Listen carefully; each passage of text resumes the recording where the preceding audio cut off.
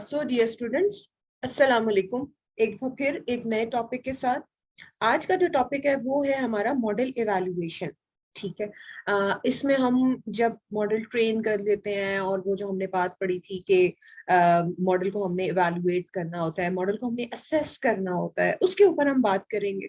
तो आज का टॉपिक इसके बारे में होने वाला है। और एक बार फिर मैं आपको बता दूं कि बहुत सारे इसमें एंड में कुछ ऐसे कॉन्सेप्ट्स होंगे इस लेक्चर में जो कि आपको तब समझ आएंगे जब हम इंशाल्लाह ताला क्लासिफिकेशन को जो है हम स्टडी कर लेंगे, उस टॉपिक को जो है हम स्टडी कर लेंगे।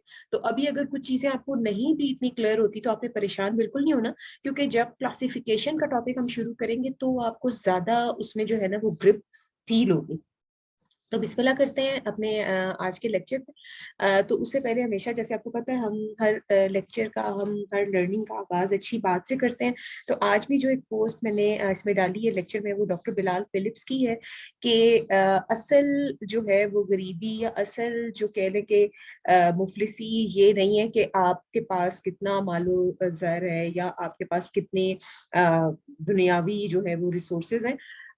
असल कह लें कि जो गुर्बत या मुफलिसी रोजे क़यामत उस शख्स की होगी जिसके पास अपने नामा या अमाल में कोई अच्छे जो है ना वो अमाल नहीं होंगे। तो हमें बजाय इस पे फोकस करें कि हम ज्यादा से ज्यादा मालूमात इकट्ठा करें दुनिया में, हमें इस चीज के ऊपर हमारी जो है वो कह लें कि कोशिश होनी चाहिए कि हम ज्यादा से ज्यादा अच्छे जो अमाल है वो अपने हिस्से में जो है वो लिखवा सके किसी तरह से। तो ये आज की अच्छी बात भी हो गई। तो अब हम आगे चलते हैं। आज का एजेंडा थोड़ा सा अगर मैं आपको बता दूं कि हम आज देखेंगे एक दफा छोटा सा हल्का सा क्विक रिकैप मशीन लर्निंग के मॉडल्स जो दो तरह के हमने देखा था, मेन दो कैटेगरीज में आते हैं। उसके बाद मॉडल इवैल्यूएशन की बात करेंगे, मॉडल वैलिडेशन की बात करेंगे, ऑब्जेक्टिव फंक्शन, कॉस्ट फंक्शन। उसके बाद जो दो कैटेगरीज हैं, मेन दो कैटेगरीज हैं हमारे मॉडल्स की, एक predictive models and descriptive models, इस पे थोड़ी सी डिस्कशन करेंगे। उसके बाद हमने मॉडल इवैल्यूएशन के मेथड्स देखने हैं। बहुत सारे मेथड्स हैं मॉडल इवैल्यूएशन के, होल्ड आउट, क्रॉस वैलिडेशन, फिर क्रॉस वैलिडेशन की भी आगे मल्टीपल टाइप्स हैं। फिर हम बूटस्ट्रैप सैम्पलिंग के बारे में देखेंगे, easy learners sorry eager learners and lazy learners के बारे में पढ़ेंगे। तो ये है हमारा ओवरऑल आज का एजेंडा।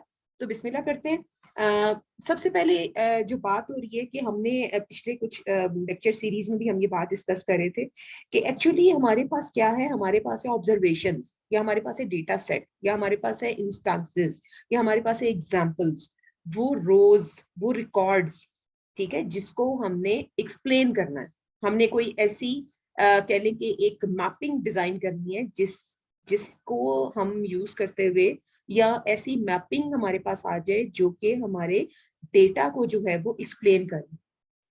ठीक है। और हम किसकी हेल्प लेते हैं इस मैपिंग को प्रोड्यूस करने के लिए? मैथमेटिकल मॉडल्स की, मैथमेटिकल फंक्शंस की। और हम कोई ऐसे पैरामीटर्स, ठीक है, हम कह लें कि वो हमने जो एक मैथमेटिकल मॉडल चूज किया है वो तो हमने जेनेरिक चूज किया है ना, कि मतलब आप ये समझें कि हम एक जेनेरिक सा, एक एब्स्ट्रैक्ट सा मॉडल हमने चूज किया कि अच्छा जी डाटा का पैटर्न ये है, तो हमारे पास इससे जो है वो मैचिंग ये वाला मैथमेटिकल मॉडल है जो कहीं ना कहीं से मिलता जुलता है, तो हम जो इसको कवर कर सकता है तो इसको ले लो। बट अभी वो रॉ है, अभी आपने समझे कि एक सांचा सा उठाया है, मगर अभी उसको ट्यून करना है, अभी आपको उसको सेट करना है। तो वो अब हम किस बेस पे करते हैं? हम करते हैं उस मॉडल के पैरामीटर्स की बेस पे।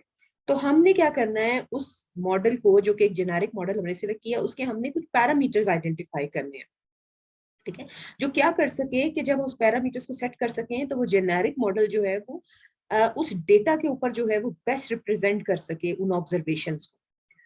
ठीक हो गया। तो हम क्या कर रहे हैं, हम जो है वो उस डेटा से जो है हम इस तरह उस स्केलिंग मॉडल को फिट करना चाहते हैं, उस मॉडल को सेट करना चाहते हैं उस डेटा के ऊपर, उस हिस्टोरिकल डेटा के ऊपर, ताकि हम उस डेटा से उस मॉडल को या उस मैपिंग को इस्तेमाल कर सकते हुए अपने आंसर्स गेट कर सके उस ट्रेन मॉडल को यूज करते हुए। और वो जो आंसर्स हैं, वो जो इंफॉर्मेशन है, वो ऑलरेडी उन ऑब्जर्वेशंस में मौजूद है। ये मॉडल्स हमें किस तरह हेल्प करते हैं? ये मॉडल्स हमें उन छुपी हुई हकीकतों को कहने के आइडेंटिफाई करने के लिए उन छुपी हुई फैक्ट्स को जो उस डेटा, उस हिस्टोरिकल डेटा के अंदर मौजूद है, उसको आश्कार करने के लिए, उसको फिगर आउट करने के लिए एक्चुअली हमारी हेल्प करते हैं। तो that was a concept of your model fitting, जो कि एक आसान जुबान में हम किस तरह कह सकते हैं। अगर मॉडल वैलिडेशन की बात की जाए, आगे हमने ओवरऑल इसी में बात करनी है, मगर अगर थोड़ा सा मैं आपको बताऊं कि ये क्या है बेसिकली, हम ये देखना चाह रहे हैं कि हम अपने मॉडल को इस तरह चेक करना चाह रहे हैं। ये एक ऐसा प्रोसेस है जिससे हम अपने मॉडल के बारे में इंश्योर करवाते हैं अपने आप को, या हम अपने मॉडल को जो है वो इस तरह से कह लें कि श्योरिटी हम देते हैं कि ये वाला मॉडल अगर रियल वर्ल्ड में परफॉर्म करता है किसी डेटा के ऊपर, तो ये क्या करेगा, ये एक्सेप्टेबल लेवल तक परफॉर्म कर सकता है। या अगर टेक्निकल टर्म्स में बात की जाए, तो आपका जो मॉडल वैलिडेशन का स्टेप है वो आपको अलाउ करता है कि आप अपने मॉडल को आप ये इवेलुएट कर सकें, आप ये असेस कर सकें कि आपका जो मॉडल जिस डेटा या जिस ट्रेनिंग डेटा के ऊपर, आप जो ट्रेनिंग डेटा उसको आपने नहीं, सॉरी, जो आपने उसको टेस्ट डेटा आपने उसको नहीं दिखाया, यानी कि वो डेटा जो ट्रेनिंग का हिस्सा नहीं था, मॉडल को अगर वो दिया जाएगा तो मॉडल आपका जो है उसके बारे में एक ठीक इंफॉर्मेशन प्रिडिक्ट करेगा। ठीक है, जैसे मैंने आपको बताया था ना कि हम डेटा का कुछ हिस्सा जो है वो, जिसको हम टेस्ट डेटा कहते हैं, हम रिजर्व कर लेते हैं कि हमने उसके ऊपर मॉडल को इवेलुएट करना है, हमने मॉडल को असेस करना है, हमने मॉडल को चेक करना है, हमने मॉडल को वैलिडेट करना है। तो हम जो है ना वो कुछ हिस्सा उसका जो है वो रख लेते हैं ताकि हम अपने मॉडल की टेस्टिंग कर सकें, ताकि जब ऐसी इंफॉर्मेशन कि जब इसको हम रियल लाइफ में डिप्लॉय करें तो हम इतने कॉन्फिडेंट हो, हम इतने श्योर हो कि अगर इसको जब ये रियल इन्वायरमेंट में जाएगा और जहाँ पे ऐसा इंस्टेंसेस या ऐसे रिकॉर्ड्स इसको मिलेंगे या ऐसा क्वेश्चंस इसको मिलेंगे जिसका आंसर इसको नहीं पता होगा, डेफिनेटली वो तो फिर हमें भी नहीं पता होगा, क्योंकि अब वो कहने के एक नया डेटा है जिसके ऊपर उसने उसको जो है वो आंसर करना है, क्योंकि अब वो हिस्टोरिकल डेटा नहीं है। हिस्टोरिकल डेटा के ऊपर तो हमने ट्रेन टेस्ट कर लिया उसको, अब जो एक नई इंफॉर्मेशन आई है उसके ऊपर उसका जो है वो बिहेवियर कैसा होगा, तो इसके ऊपर अब कितना कॉन्फिडेंट है। तो इस कॉन्फिडेंस लेवल को चेक करने के लिए हम जो है ना मॉडल की वैलिडेशन करते हैं, आप ये समझ लें। अब हम आगे चलते हैं और हम देखते हैं एक मजीद कॉन्सेप्ट के जो बच्चे बहुत कंफ्यूज होते हैं कि ट्रेनिंग और टेस्टिंग एरर में क्या फर्क है। तो इसको भी आसान अल्फाज में अगर समझा जाए, तो हम अगर इस तरह देखें कि हम मॉडल को ट्रेनिंग के वक्त, ठीक है, हम उसको जो है कह लें कि जब उसको हम ट्रेन कर रहे होते हैं, जब हम उसको डेटा फीड करके हम उसके रिजल्ट्स चेक कर रहे होते हैं, तो मॉडल जो है उस वक्त हमने देखा था कि कुछ एरर्स कर रहा होता है। ठीक है, हमने एक रो दी, हमने एक आंसर दिया, उसने एक क्वेश्चन दिया, हमने देखा कि उसने अपनी एक मैपिंग प्रोड्यूस की एक रो के ऊपर, फिर वो उसने अगली रो उठाई, उसने जो पिछले रो में अपनी अंडरस्टैंडिंग स्टैब्लिश की हुई थी उसने वही वाली अंडरस्टैंडिंग अगली सेट ऑफ जो रिकॉर्ड है या अगला जो रो है या अगला जो कह ले इंस्टेंस है उसके ऊपर लगाने की कोशिश की। अगर नहीं लगी तो उसने फिर अपनी उस अंडरस्टैंडिंग को इम्प्रूव किया। तो क्या हो रहा है कि एक्चुअली वो जो है वो हर रो पे या हर इंस्टेंस पे जो है वो अगर मिस्टेक कर रहा है, तो वो उससे क्या कर रहा है, वो कॉन्टिन्यूसली लर्न कर रहा है। हर एक इंस्टेंस के ऊपर वो कॉन्टिन्यूसली हर एक आइट्रेशन पे वो अपने आप को क्या कर रहा है, वो इम्प्रूव कर रहा है, लर्न कर रहा है, कॉन्टिन्यूसली लर्न कर रहा है। हम उसको जो है वो ट्रेनिंग के वक्त उसको क्वेश्चंस दिखा रहे हैं और कुछ आंसर्स दिखा रहे हैं, मशीन को दोनों चीजें, मगर हम जो है वो उसके आंसर्स भी दे रहे हैं उसके साथ साथ। क्वेश्चंस जो है वो जो क्वेश्चंस के अगेंस्ट आंसर्स उसको दिखा रहे हैं, तो हम देख रहे हैं कि हम उससे आंसर्स भी ले रहे हैं कि ये जो है वो क्या अपनी उसकी क्या जो है वैल्यूएशन है, अपनी उसकी क्या लर्निंग है, और वो कितनी एरर कर रहा है। वो जैसे मैंने आपको बताया ना कि अगले के ऊपर वो लगाने की कोशिश करता है कि यही वाली है, मगर वहां पे भी थोड़ा सा गैप आ जाता है, तो फिर क्या करते हैं उसको, वो उसकी क्वांटिटी ऑफ एरर है, और फिर वो मॉडल जो है वो इसी की बेस पे अपनी लर्निंग कर रहा है। और इस वाली जो एरर है, ये जो लर्निंग के वक्त या जो उसकी ट्रेनिंग के वक्त वो कर रहा होता है, उसको हम क्या कहते हैं, हम ट्रेनिंग एरर कहते हैं। ये हमने पिछले कुछ लेक्चर्स में भी इसको देखा था। जैसे फॉर एग्जाम्पल वही बात है ना कि आप क्लास में स्टूडेंट को पढ़ा रहे हैं, अभी आपने उसका क्विज श्विज नहीं लिया, अभी आप उसकी ट्रेनिंग चल रही है स्टूडेंट की, आप उसको पढ़ा रहे हैं, ये कॉन्सेप्ट इस तरह है, ये कॉन्सेप्ट इस तरह है, ये कॉन्सेप्ट इस तरह। फिर एक स्लाइड आई, आपने उसमें जो है ना वो अभी वो कोई वैल्यूएशन का पार्ट नहीं, आपने जस्ट उससे कहा कि अच्छा अब ये जो पढ़ लिया बताओ कि जी ये क्या, इसका आंसर क्या होगा। स्टूडेंट ने वो अपनी लर्निंग वो कर रहा था इतनी देर से, उसने कोई आंसर दिया, उसने अगर कोई गलत आंसर दिया या आपके आंसर में या उसके आंसर में ड्यूरिंग ये क्लास में जब ट्रेनिंग हो रही है, ये उस वक्त की बात हो रही है, मैं बताया ना कि ये वाली जो एरर है ना, ट्रेनिंग एरर, ये लर्निंग के वक्त आती है, ये ट्रेनिंग के वक्त आती है। उसने कोई आंसर दिया तो आपने उसको कहा नहीं बेटे ये तो आपके और इस आंसर में फर्क है, ये ठीक नहीं है, इसको ये इस तरह से ठीक होगा। तो आपका स्टूडेंट उसी वक्त अपनी जो लर्निंग, उसने जो गलत कोई सीख लिया होता है तो वो उसको इम्प्रूव करता है। जैसे आप स्टूडेंट्स होते हैं, आप पूछ लेते हैं मैम जो हम समझ रहे हैं वो इस तरह की बात है, हमने ठीक समझा है, तो वो स्टूडेंट जो टीचर है वो आपको उसी तरह उसी वक्त आपकी वो जो अंडरस्टैंडिंग है उसको करेक्ट करा देता है। तो क्या है ये वाली जो एरर है ये बेसिकली आपके मॉडल के लर्निंग के प्रोसेस के दौरान आती है। मॉडल का लर्निंग का प्रोसेस कौन सा है? मॉडल का लर्निंग का प्रोसेस जो है वो ट्रेनिंग का फेज है। दैट्स राइट, शाबाश। और राइट, अब हम चलते हैं कि अब हमने जो है वो कोशिश क्या करनी है कि हमने इस ट्रेनिंग के एरर को, ये जो एरर ट्रेनिंग के वक्त आ रहे हैं इनको हमने कम करना, इसको हमने लेसन करना, इसको हमने कम करना, राइट। मगर हम जो है वो मॉडल की परफॉर्मेंस को भी जो है वो वैल्यूएट करना चाहते हैं कि मॉडल जो है हमारा उन ऑब्जर्वेशंस को ऊपर भी सफिशिएंटली अच्छा परफॉर्म करे जो कि मॉडल ने नहीं देखे, जो कि मॉडल को नहीं पता, जो मॉडल के लिए अननोन है। और वो कौन से डेटा है? बताएं बताएं, शाबाश। That is test data.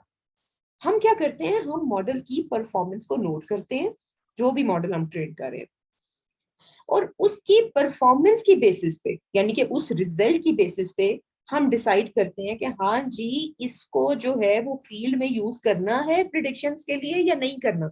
और फील्ड में यूज करने का क्या मतलब है, उसकी डिप्लॉयमेंट का क्या मतलब है, कि हमने मॉडल को जो है वो एक रियल इन्वायरमेंट में, जहां पे अब वो नए आने वाली किसी इंस्टेंस के ऊपर या नई आने वाली सिचुएशन के ऊपर जो कि उसके हिस्टोरिकल हिस्सा नहीं था, हिस्टोरिकल डेटा का पार्ट नहीं था, वो उसके ऊपर कोई अपनी कोई आंसर दे सके, उसके ऊपर कोई आउटपुट दे सके। जैसे आप लोगों की एग्जांपल है, स्टूडेंट्स की एग्जांपल है, आप माशाल्लाह 4 साल की डिग्री कम करते हैं, आप उसके अंदर पूरी पढ़ाई करते हैं, मुख्तलिफ मिड टर्म्स देते हैं, मुख्तलिफ असेसमेंट्स होती हैं आपकी, ठीक है।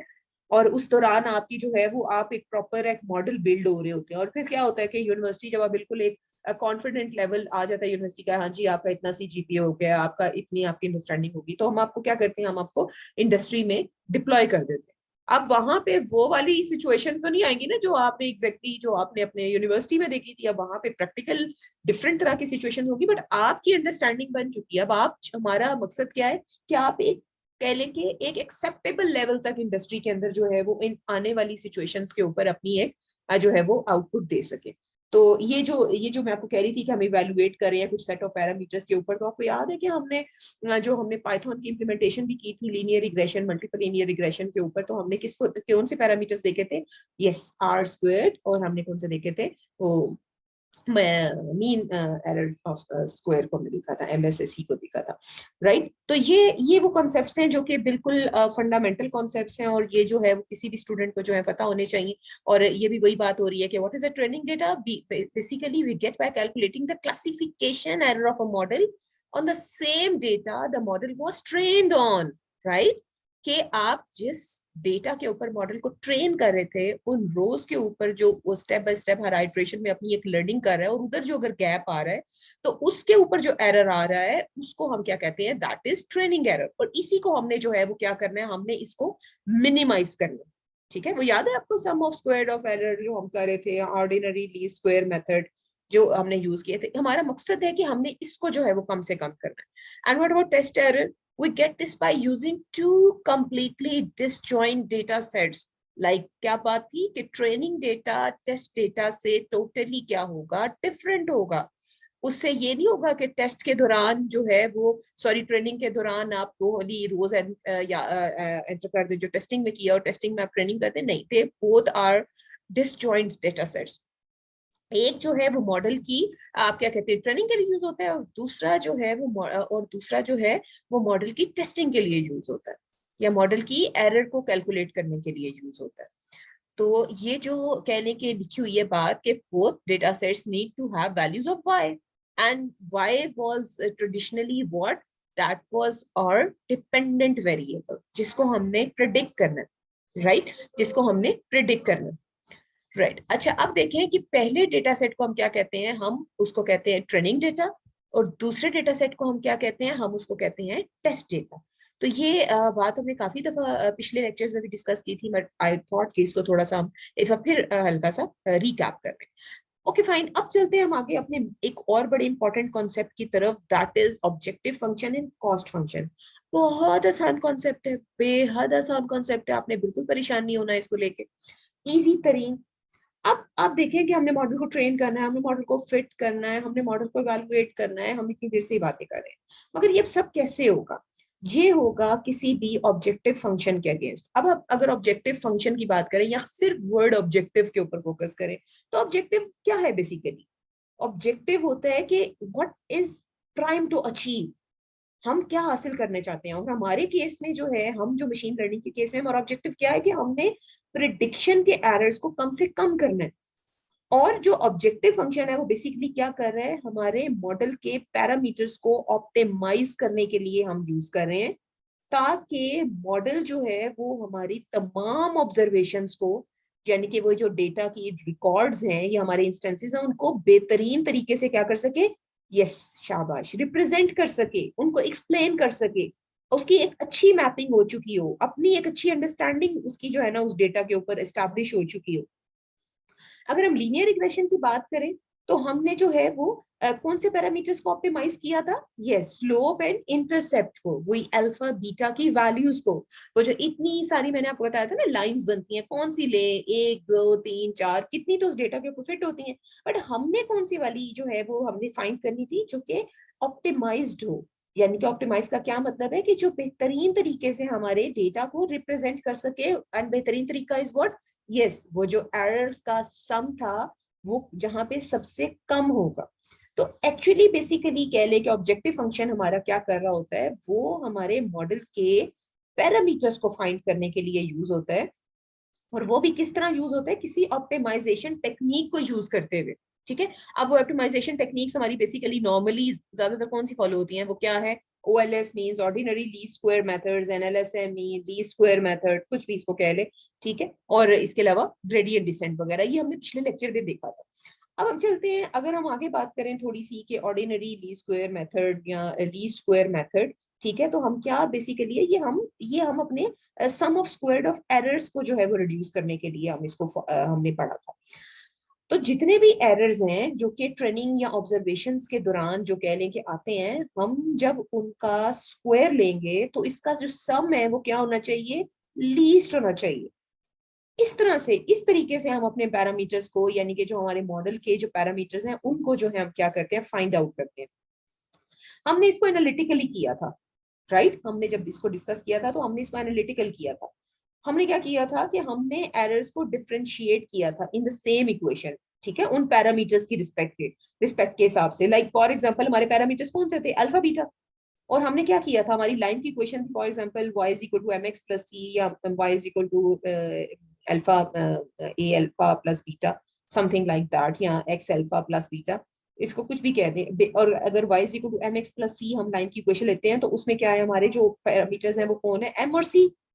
तो ये जो हमारी लाइन की क्वेश्चन है, ये क्या है? ये हमारा वो मॉडल है जिसको हमने फिट करना है। हमने एम और सी की वैल्यूज या अल्फा और बीटा की वैल्यूज जो है हमने फाइंड आउट करनी है। और हमारे पास जो प्रिडिक्टेड वैल्यू क्या थी? वो थी वाई हैट। ठीक है, वाई का जो हैट था वो क्या था? Y predicted. और हमने क्या करना था कि जो वाई माइनस वाई प्रिडिक्टेड का स्क्वायर है, ठीक है, वो क्या करना था? हमने उस एरर को, उसको हम क्या कहते थे? वो हमारा एरर है। तो इस एरर को अल्फा और बीटा के लिहाज से हमने इस एरर को, इसके सम को हमने नियर टू जीरो करना था। और हमने इसको किस तरह किया? हमने इसको एक ऑप्टिमाइजेशन स्ट्रेटेजी को फॉलो करते हुए किया। और इसको करने से हमने क्या किया? हमने अपने ऑब्जेक्टिव फंक्शन को मैक्सिमाइज किया, राइट? हमारे केस में ऑब्जेक्टिव फंक्शन को मैक्सिमाइज करना का मतलब ये है कि हमने कॉस्ट को कम करना। ठीक है, यानी कि जो हमने नियर टू जीरो एरर का सम लेके आना है, तो हम क्या कह रहे हैं कि हमने कॉस्ट को कम करना है और हमारा ऑब्जेक्टिव फंक्शन जो है मैक्सिमाइज होना चाहिए।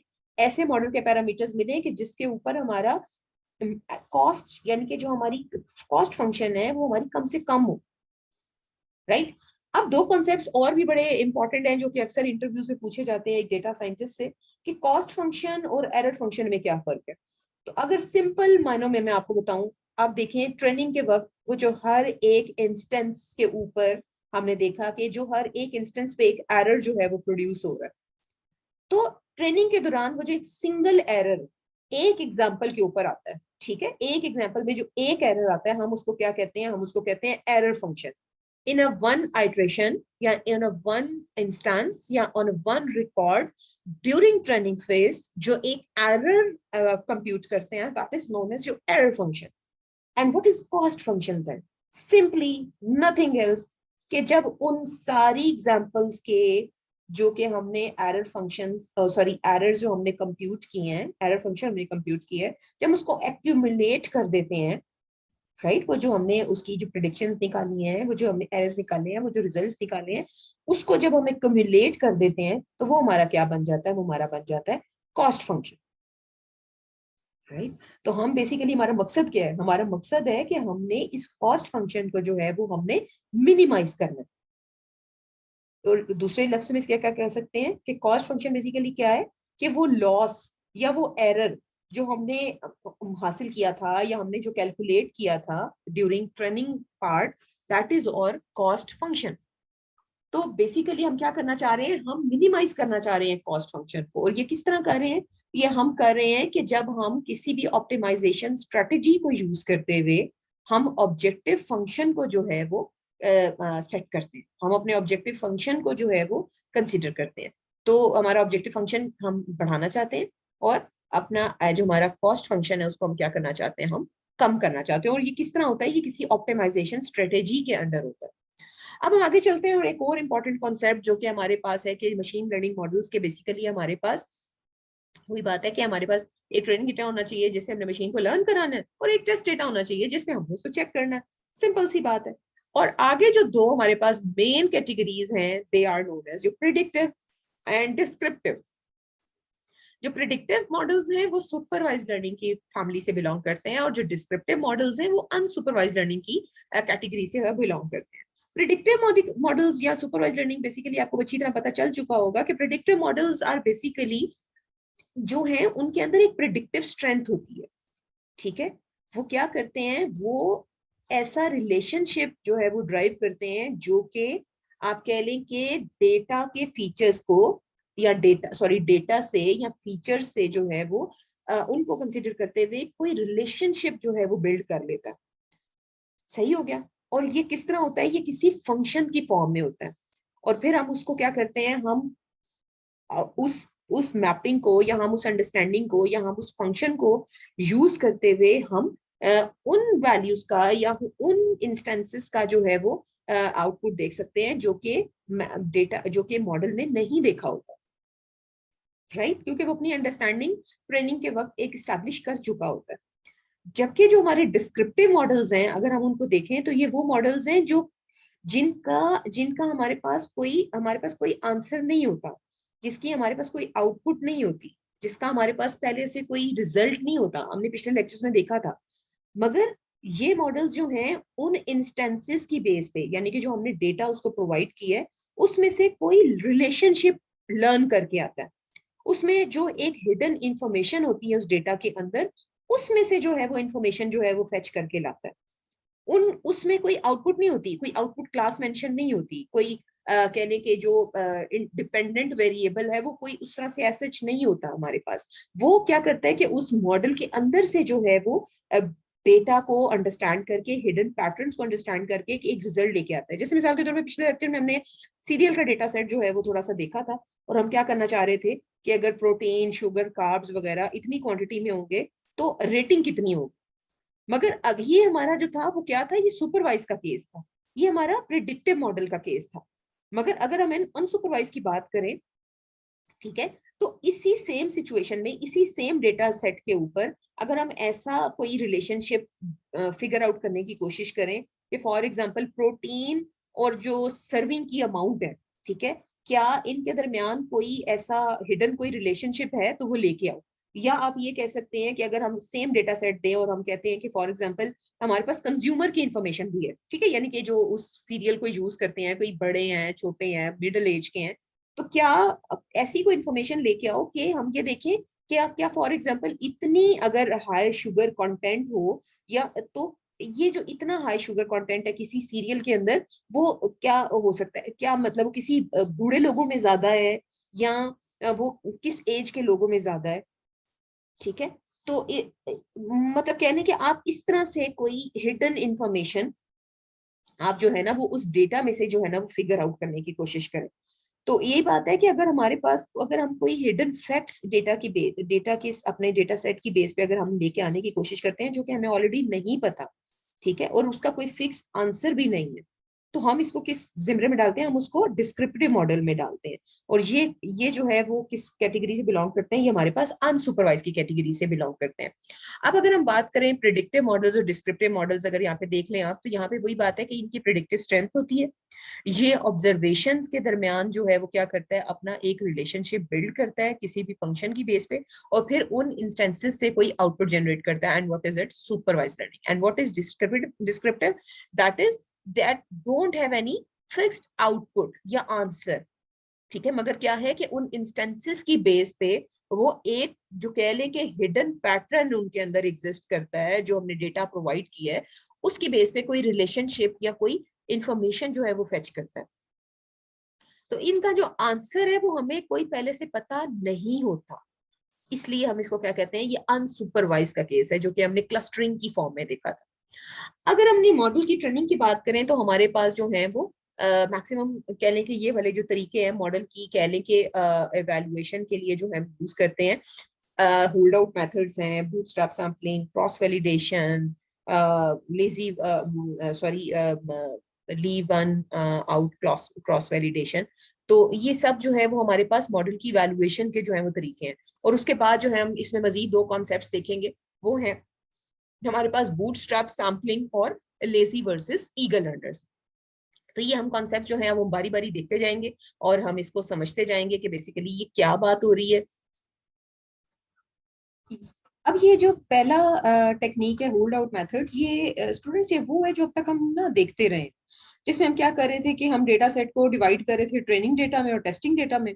और जो ट्रेनिंग डेटा था हमारा वो लार्जर होता था टेस्टिंग डेटा की निस्बत। हमने देखा था हम 80-20 या 70-30, like that depends upon the choice of your data scientist या machine learning engineer, whoever the role is playing। तो हम क्या करते थे कि उसको हमने क्या किया कि ज्यादा हमने जो है वो पोर्शन डेटा का वो डाला है हमने ट्रेनिंग में, और कम जो है वो हमने टेस्टिंग में। उसकी क्या वजह है कि जो टेस्टिंग का डेटा है वो सिर्फ हमारे पास इसलिए हमें चाहिए ताकि हम अपने मॉडल को टेस्ट कर सकें कि ये जो मॉडल है वो सफिशिएंटली हमारा प्रैक्टिकल सिनेरियो के लिए सही तरह काम कर रहा है, ठीक है। तो ये बिल्कुल वैसी ही सिचुएशन है कि स्टूडेंट को हम क्लास में जो है ना वो दो क्वेश्चन सिखा के, और वाइवा में हम वही वाले दो क्वेश्चन हम उससे नहीं पूछ सकते जो हमने क्लास में उसको पढ़ाए थे, ठीक है। तो क्योंकि उसको ऑलरेडी वो पता है, तो उससे अलावा तो उसे कुछ नहीं पता, तो इसलिए हम वो वाला इंफॉर्मेशन उससे हिडन रखते हैं। तो और ये हम किस तरह कर रहे थे, वही जो आपको आपने लास्ट लेक्चर में देखा था, ट्रेन टेस्ट स्प्लिट के मेथड के जरिए जो पाइथन में यूज हो रहा था। और उसके बाद हम क्या करते थे, हम ट्रेनिंग करने के लिए या मॉडल की लर्निंग करने के लिए हम डॉट फिट का मेथड जो है वो यूज कर रहे थे। पाइथन में डॉट फिट का मेथड यूज होता है, बाकी भी जितने हम एल्गोरिदम पढ़ेंगे उनमें भी ऑलमोस्ट यही वाला मेथड जो है डॉट फिट का मेथड ही हम यूज करते हैं मॉडल को फिट करने के लिए, या मॉडल को ट्रेन करने के लिए, या उस डेटा को मॉडल को लर्न कराने के लिए। जब लर्निंग हो जाती है तो फिर हम मॉडल की परफॉर्मेंस को वैल्यूएट करते हैं, ठीक है। अभी हमने देखा है कि ये वाले जो स्टेप्स हो रहे हैं यहाँ पे वही वाले स्टेप्स हैं जो कि हम लोग अभी तक करते रहे हैं विद इम्प्लीमेंटेशन भी एंड विद थ्योरेटिकल कॉन्सेप्ट्स भी। तो यहाँ पे आप देखें कि मॉडल को एंड में वैल्यूएट कर रहे हैं। एस्टिमेट एक्यूरेसी, वैसे यहाँ पे जो है वो एक्यूरेसी एक हमारे पास अलग से भी एक परफॉर्मेंस मीट्रिक है। तो अब यहाँ पे ये कह लें कि हम इसको मॉडल को क्या कर रहे हैं, हम एवेल्युएट कर रहे हैं। अगर जेनेरिक कहें तो हम इसको मॉडल को हम एवेल्युएट कर रहे हैं, जो भी मीट्रिक हम यूज करते हैं। लीनियर रिग्रेशन में हमने देखा था कि आर स्क्वायर हमने यूज किया था। तो हम जो है मॉडल की परफॉर्मेंस को जो है वो एस्टिमेट करने के बाद हम जो है वो उसकी जो लर्निंग है हम उसको रिपोर्ट करते हैं। तो ये जो सारा प्रोसेस है हम इसको क्या कहते हैं, हम इसको ट्रेडिशनल होल्ड आउट मेथड कहते हैं।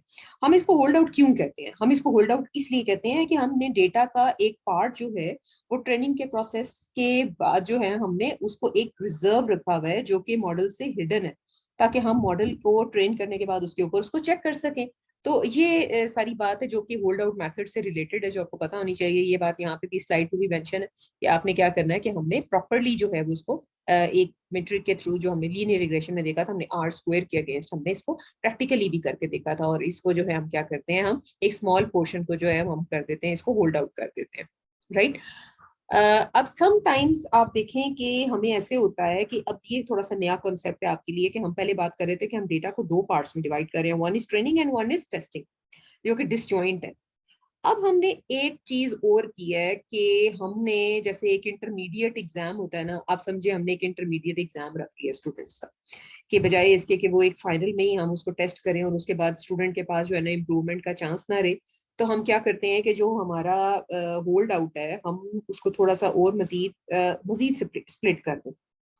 ठीक है, कि होल्ड आउट में हम एक स्प्लिट और कर दें, यानी कि हम डेटा को दो के बजाय हम तीन हिस्सों में डिवाइड कर दें। तो हम क्या कर रहे हैं कि हम अब डेटा को तीन हिस्सों में डिवाइड कर रहे हैं, जो कि हम क्या कह रहे हैं, एक को हम कह रहे हैं ट्रेनिंग, एक को हम कह रहे हैं वैलिडेशन, और एक को हम कह रहे हैं टेस्टिंग। यानी कि अब डेटा के तीन हिस्से हो गए, ट्रेनिंग, वैलिडेशन एंड टेस्टिंग। अब क्या होगा कि जैसे कि हमारा मॉडल होता है ट्रेन, राइट, हमने जैसे पहली बात की थी कि हम उसके बाद जो है वो डेटा को टेस्ट करते हैं, मगर अब क्या है कि अगर हमें ऑलरेडी ट्रेन मॉडल में चेंजेस करने हो तो वो हम नहीं करते थे। क्यों? क्योंकि उसकी वजह ये कि ट्रेनिंग के बाद हम उसको कर देते थे फ्रीज मॉडल को, यानी कि जो मॉडल बन गया है उसके जो पैरामीटर्स हमारे पास सेट हो गए हैं अब वो हम चेंज नहीं करते थे, हम डायरेक्ट उसको क्या कर देते थे, हम उसको टेस्ट करते थे, यानी कि मॉडल हम फ्रीज कर देते थे कि हाँ जी मॉडल के यही पैरामीटर्स हैं, ये ट्रेन हुए हैं और अब बस यही वाला हमारा मॉडल है। हमने क्या किया, हमने ट्रेनिंग की, ट्रेनिंग के दौरान हमने कुछ एरर विटनेस किए और हमने उनको जो है वो मॉडल को जो है हमने उन पैरामीटर्स के हिसाब से हमने उसको क्या किया, साइड बाय साइड हमने उसको ट्यून किया। जब हमारा सारा ट्रेनिंग डेटा एग्जीक्यूट हो गया तो हमने उसके ऊपर टेस्ट डेटा जो है वो हमने रन किया, मगर टेस्टिंग के दौरान हम मॉडल को फाइन ट्यून नहीं कर सकते थे, बस एक रिजल्ट आ गया, हम सिर्फ रिपोर्ट कर रहे होते हैं कि हाँ जी मॉडल ने इतना सही परफॉर्म किया, इतना सही परफॉर्म नहीं किया, 90% रिजल्ट आया, 80% रिजल्ट आया, 70% रिजल्ट आया। ठीक है, तो हमने बस क्या कर दिया कि ओवरऑल जो क्वांटिटी ऑफ एरर हमारे पास रिसीव हुआ है ना, हमने बस उसको रिपोर्ट कर दिया कि हमने कहा है कि ये हमारी एक्यूमुलेटिव एरर है। मगर जब हम वैलिडेशन के सेट में भी एक इंटरमीडिएट लेवल की आप कह लें कि एक हमने उसकी वैल्यूएशन के लिए हमने डेटा को पार्ट को हमने डिवाइड कर दिया है, यानी कि ट्रेनिंग में से हमने कुछ डेटा और हमने डेडिकेट कर दिया है वैलिडेशन के लिए, तो हम कहते हैं ओके, अब हम क्या कर रहे हैं कि हम ट्रेनिंग के फेस में हम ट्रेनिंग साइकिल्स की फॉर्म में करेंगे। अब साइकिल्स की फॉर्म में क्या मुराद है इसकी, कि एक ट्रेनिंग साइकिल के बाद हम जो है वो एक पोर्शन ऑफ ट्रेनिंग डेटा लेंगे और हम उसके भी वैलिडेशन करेंगे, राइट। अब ये अगर मैं आपको एक डायग्राम से समझाऊं तो ये मैं ये बात कर रही हूँ कि हमने क्या कर दिया है, अब देखें हमने कुछ डेटा वैलिडेशन के लिए रिजर्व कर दिया है, टेस्टिंग का टेस्ट डेटा तो था ही था हमारे पास, हमने ट्रेनिंग के में से भी कुछ पोर्शन जो है वो डेडिकेट कर दिया वैलिडेशन, वो जो मैं आपको इंटरमीडिएट नहीं कह रही थी, एक एग्जाम रख दी है हमने, एक इंटरमीडिएट इवैल्यूएशन रख दी है। तो हम क्या कर रहे हैं कि हम जो है वो ट्रेनिंग को अब साइकिल्स में कर रहे हैं, राइट, कि एक ट्रेनिंग के साइकिल के बाद हम एक पोर्शन जो है वो ट्रेनिंग डेटा का हम उसको जिसको वैलिडेशन सेट करें हम उसके ऊपर उस ट्रेनिंग के साइकिल को हम चेक करें, राइट। जब हम पूरे मॉडल को, जैसे कि हम पहले टेस्टिंग कर रहे थे, हम जब उसके ऊपर चेकिंग करते हैं, हम स्टिल जो है हमें मजीद ट्रेनिंग की जो है वो हमें रन करनी पड़ती है, साइकिल्स हमें मजीद रन करने पड़ते हैं। क्यों? क्योंकि हमें हमें उसको फाइन ट्यून करना है मॉडल को। क्यों? क्योंकि जब हम टेस्टिंग के फेज में चले जाएंगे एक दफा तो फिर हम मॉडल को चेंज या फाइन ट्यून नहीं कर सकते।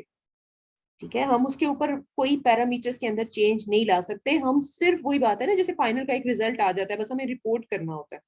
वैलिडेशन स्प्लिट में क्या होता है, बेसिकली हम मॉडल को फाइन ट्यून कर सकते हैं, एक कह लें कि इंटरमीडिएट उसकी इवैल्यूएशन हो रही है, कि इंटरमीडिएट एग्जाम है, ताकि उसके बाद हम जो है वो ये इस पोजीशन में हो कि हम मॉडल को दोबारा फाइन ट्यून करें, उसके पैरामीटर्स को हम दोबारा सेट करें, इससे पहले कि मॉडल को फ्रीज कर दें और उसके बाद बस एक ही दफा जो है वो टेस्टिंग फेज में जाएं और वहां पे जाके जो हम कहते हैं कि हमने वहां पे रिजल्ट्स की या मॉडल की जो परफॉर्मेंस है उसको हमने रिपोर्ट करना और वहां पे फाइन ट्यूनिंग नहीं कर सकते।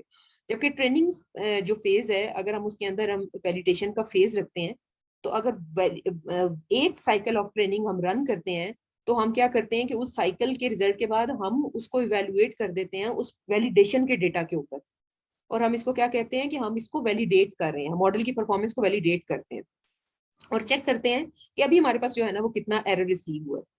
तो इससे इससे क्या हो जाता है कि हम दोबारा से मॉडल की जो है ना वो एक नेक्स्ट साइकिल हम चला सकते हैं और उसके अंदर मॉडल को हम दोबारा ट्रेन कर सकते हैं, दोबारा उसकी एरर को जो है हम कंसीडर कर सकते हैं। मगर ये सारा का सारा जो है वो ट्रेनिंग फेज के दौरान होता है, जिसमें हम ट्रेनिंग की मल्टीपल साइकिल्स जो है हम एग्जीक्यूट करके उसके पैरामीटर्स को जो है हम मजीद मिच्योर कर देते हैं, राइट। ये है फायदा ट्रेनिंग के डेटा को भी डिवाइड करने का।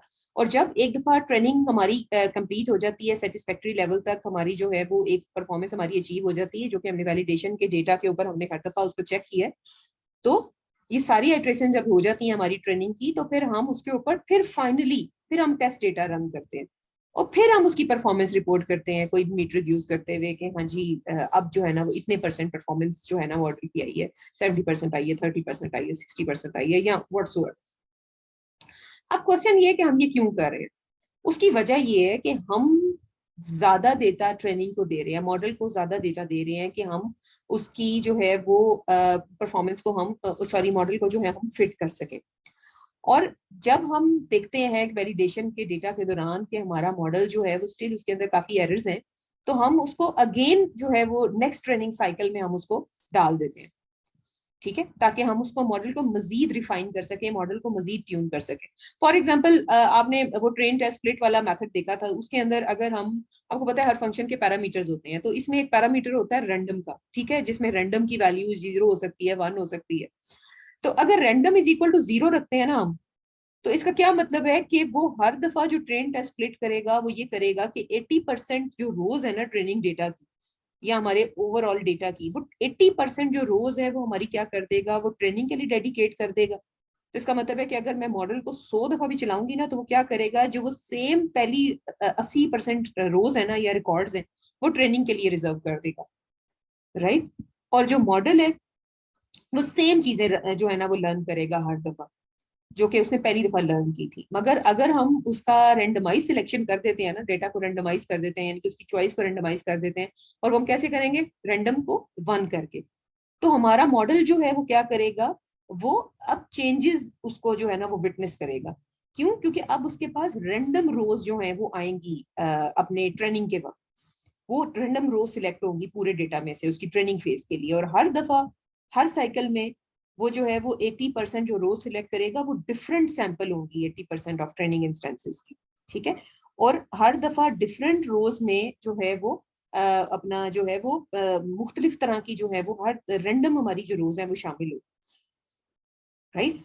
तो अब क्या है कि हम मॉडल को उस डेटा सेट में से जो रेंडमाइज ऑन करके हमने किया, हम मॉडल को डाइवर्स डेटा दिखा रहे हैं, डाइवर्सिफाई कर रहे हैं, उसको डाइवर्सिटी शो कर रहे हैं कि हमने जो 80% सैंपल फर्स्ट टाइम पिक किया था मॉडल के लिए, अब जो नेक्स्ट हम पिक करेंगे वो 80% वो डिफरेंट होगा मॉडल के लिए, और इसी तरह हर दफा वो जो है वो क्या होगा, वो डिफरेंट होगा जितनी दफा भी हम मॉडल को जो हम ट्रेनिंग को जो है वो हम चलाएंगे। तो अब डाइवर्सिफाइड लर्निंग करवा रहे हैं मॉडल के लिए।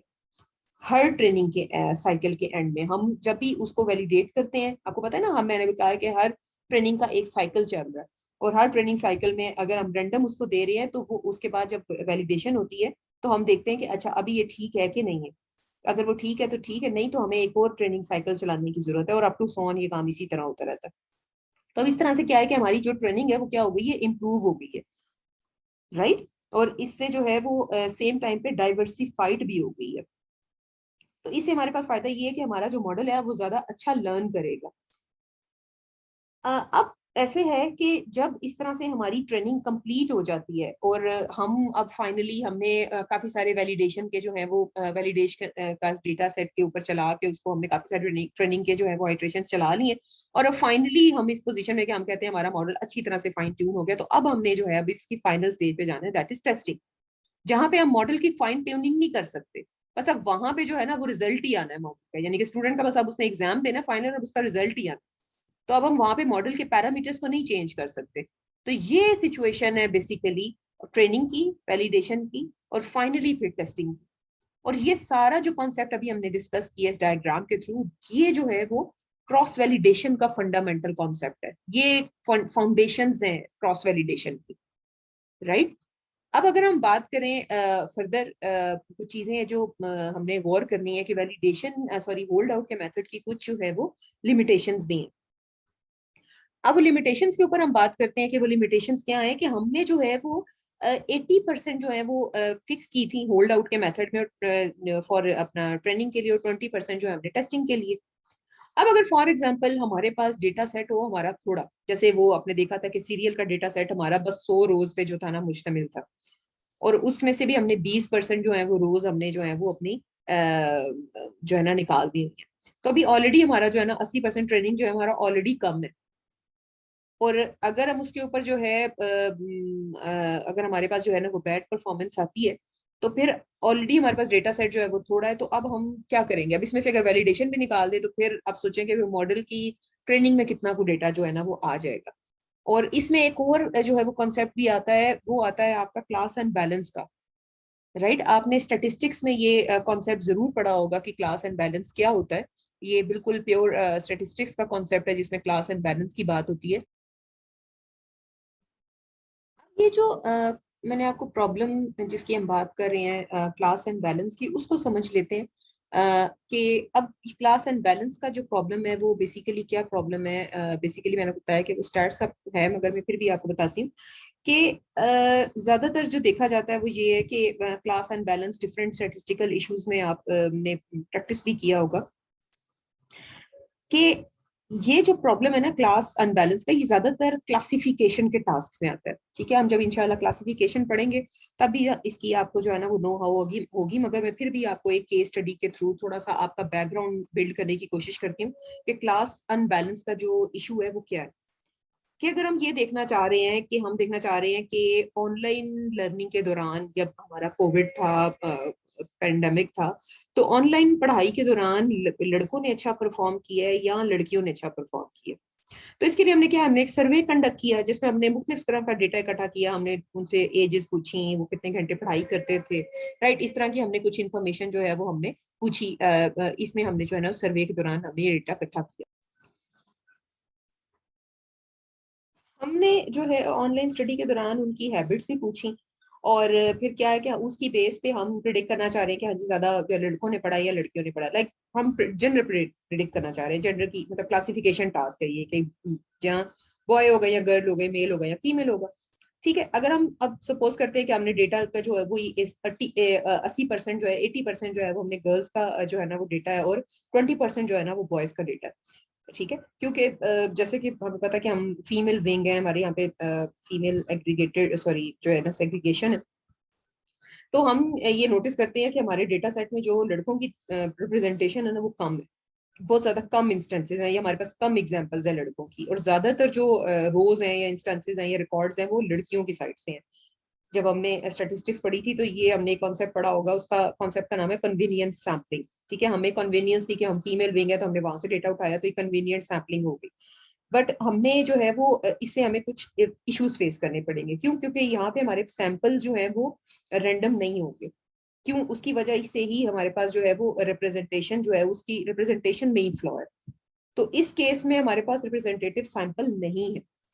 इनफैक्ट हालांकि यूनिवर्सिटी में हमारे पास बॉयज भी हैं, और लड़कियों से मेरा ख्याल है ज्यादा ही होंगे तादाद में। मगर हमारे पास हमारे सैंपल में ये सिचुएशन ऑपोजिट है। हमें हमारे पास जो है ना वो सेम रिप्रेजेंटेशन नहीं है। तो अब जो मॉडल की जो टेंडेंसी है, ठीक है, मॉडल की जो इंक्लिनेशन है वो किधर होगी? ज्यादा वो लड़कियों की तरफ होगी ट्रेनिंग में, ट्रेनिंग के दौरान। उसकी क्या वजह है? क्यों? क्योंकि उसकी वजह ये है कि हम जो मॉडल है वो ट्रेनिंग के दौरान वो हर इंस्टेंस को जो है वो एज अ गर्ल आउटपुट करने की कोशिश करेगा। उसकी क्या वजह है? क्योंकि उसने ज्यादातर जो रोज है यानी कि वो डेटा है वो देखा ही गर्ल्स का है, और बहुत कम जो है ना उसने जो है ना वो बॉयज का डेटा जो है वो देखा लर्निंग के दौरान। वो ये अप्रोप्रिएट नहीं था। और हमारे पास वही है कि हमारे पास आउटपुट क्लास दो ही है, मैंने बताया कि जैसे गर्ल है या बॉय है। अगर हम मॉडल को कहते हैं कि ये इतनी एज है, इतने आवर स्टडी किया है, इतना सीजीपी है, ठीक है, तो हम उसको अगर कहते हैं कि इसका जेंडर प्रिडिक्ट करो कि ये बॉय है या गर्ल है, तो अब बेचारा मॉडल जो है वो उसे देखा ही सिर्फ लड़कियों का डेटा है ट्रेनिंग के दौरान, उसे लड़कों का डेटा देखा ही नहीं है। तो ये है क्लास की अनबैलेंस किस्म की रिप्रेजेंटेशन। तो अब हमारा मॉडल क्या लर्न करेगा? ठीक है, वो हर इंस्टेंस को जो है वो जो भी उसके इंस्टेंस आएगा उसके पास उसको गर्ल प्रिडिक्ट करने की कोशिश करेगा। क्यों? क्योंकि उसने ज्यादातर लर्निंग ही जो है ना वो गर्ल्स की है। तो इसको हम क्या कहते हैं? ये अनबैलेंस क्लास रिप्रेजेंटेशन। तो अगर हम डेटा सेट को अब अगर तीन हिस्सों में डिवाइड करते हैं, जैसे हमने बात की है कि हम इसको जो है वो क्रॉस वैलिडेशन में तीन हिस्सों में डिवाइड कर देते हैं, तो अब हमारे जो लड़कों की कह लें कि रिप्रेजेंटेशन है वो एक किस्म की ऑलमोस्ट खत्म ही हो जाएगी। ठीक है, बजाय इसके कि हमने हालांकि जो है वो बेशक रेंडमली भी जो है ना वो उसको हमने स्प्लिट किया हो, डेटा को बेशक रेंडमली भी हो, मगर यहाँ पे बहुत सारे चांसेस ऐसे हैं कि जो लड़कों का सारा डेटा है वो टेस्ट डेटा के अंदर चला जाए और कोई भी उसमें से रिकॉर्ड जो है वो ट्रेनिंग के दौरान ना हो। तो अब मॉडल बेचारे ने बॉय को कोई डेटा देखा ही नहीं है लर्निंग के दौरान, तो वो क्या प्रिडिक्शन देगा? वो हर आउटपुट, हर इनपुट पे, रोज पे जो भी उसने प्रिडिक्शन करनी होगी वो उसको गर्ल प्रिडिक्ट करेगा। ये है अनबैलेंस क्लास रिप्रेजेंटेशन का मसला। तो ये भी चांस है कि अगर सारा जो डेटा लड़कों का है वो अगर ट्रेनिंग में आ जाता है और कोई भी अगर जो है ना वो टेस्ट स्प्लिट के दौरान जो है ना वो उसमें नहीं जाता टेस्टिंग के फेज में, तो अब हम क्या कर रहे हैं कि अगर हमने मॉडल को डिप्लॉय भी कर दिया और हम उसका फील्ड का अननोन डेटा देके उसको प्रिडिक्ट करना चाह रहे हैं, तो वो भी उस वक्त जो है वो अप्रोप्रिएट परफॉर्मेंस जो है वो नहीं देगा। राइट? क्यों? क्योंकि उसकी वजह ये है कि उसको हमने ठीक तरह से डेटा की रिप्रेजेंटेशन नहीं, उसे लर्निंग ही ठीक नहीं की।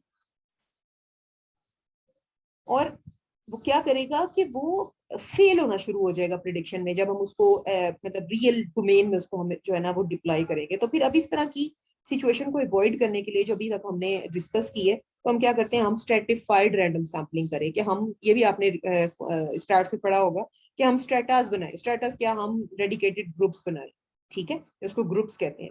और हम क्या करें कि हम जो डेटा के रोज हैं वो रेंडमली हर जेंडर ग्रुप में से रेंडमली चूज करें और फिर उसको हम जो है ना वो स्प्लिट करें अपने ट्रेनिंग डेटा में, वैलिडेशन डेटा में या टेस्टिंग डेटा में। तो that was the concept of class unbalancing. और फिर उसको हमने किस तरह से जो है हमने उसको जो है वो फिक्स करना। राइट?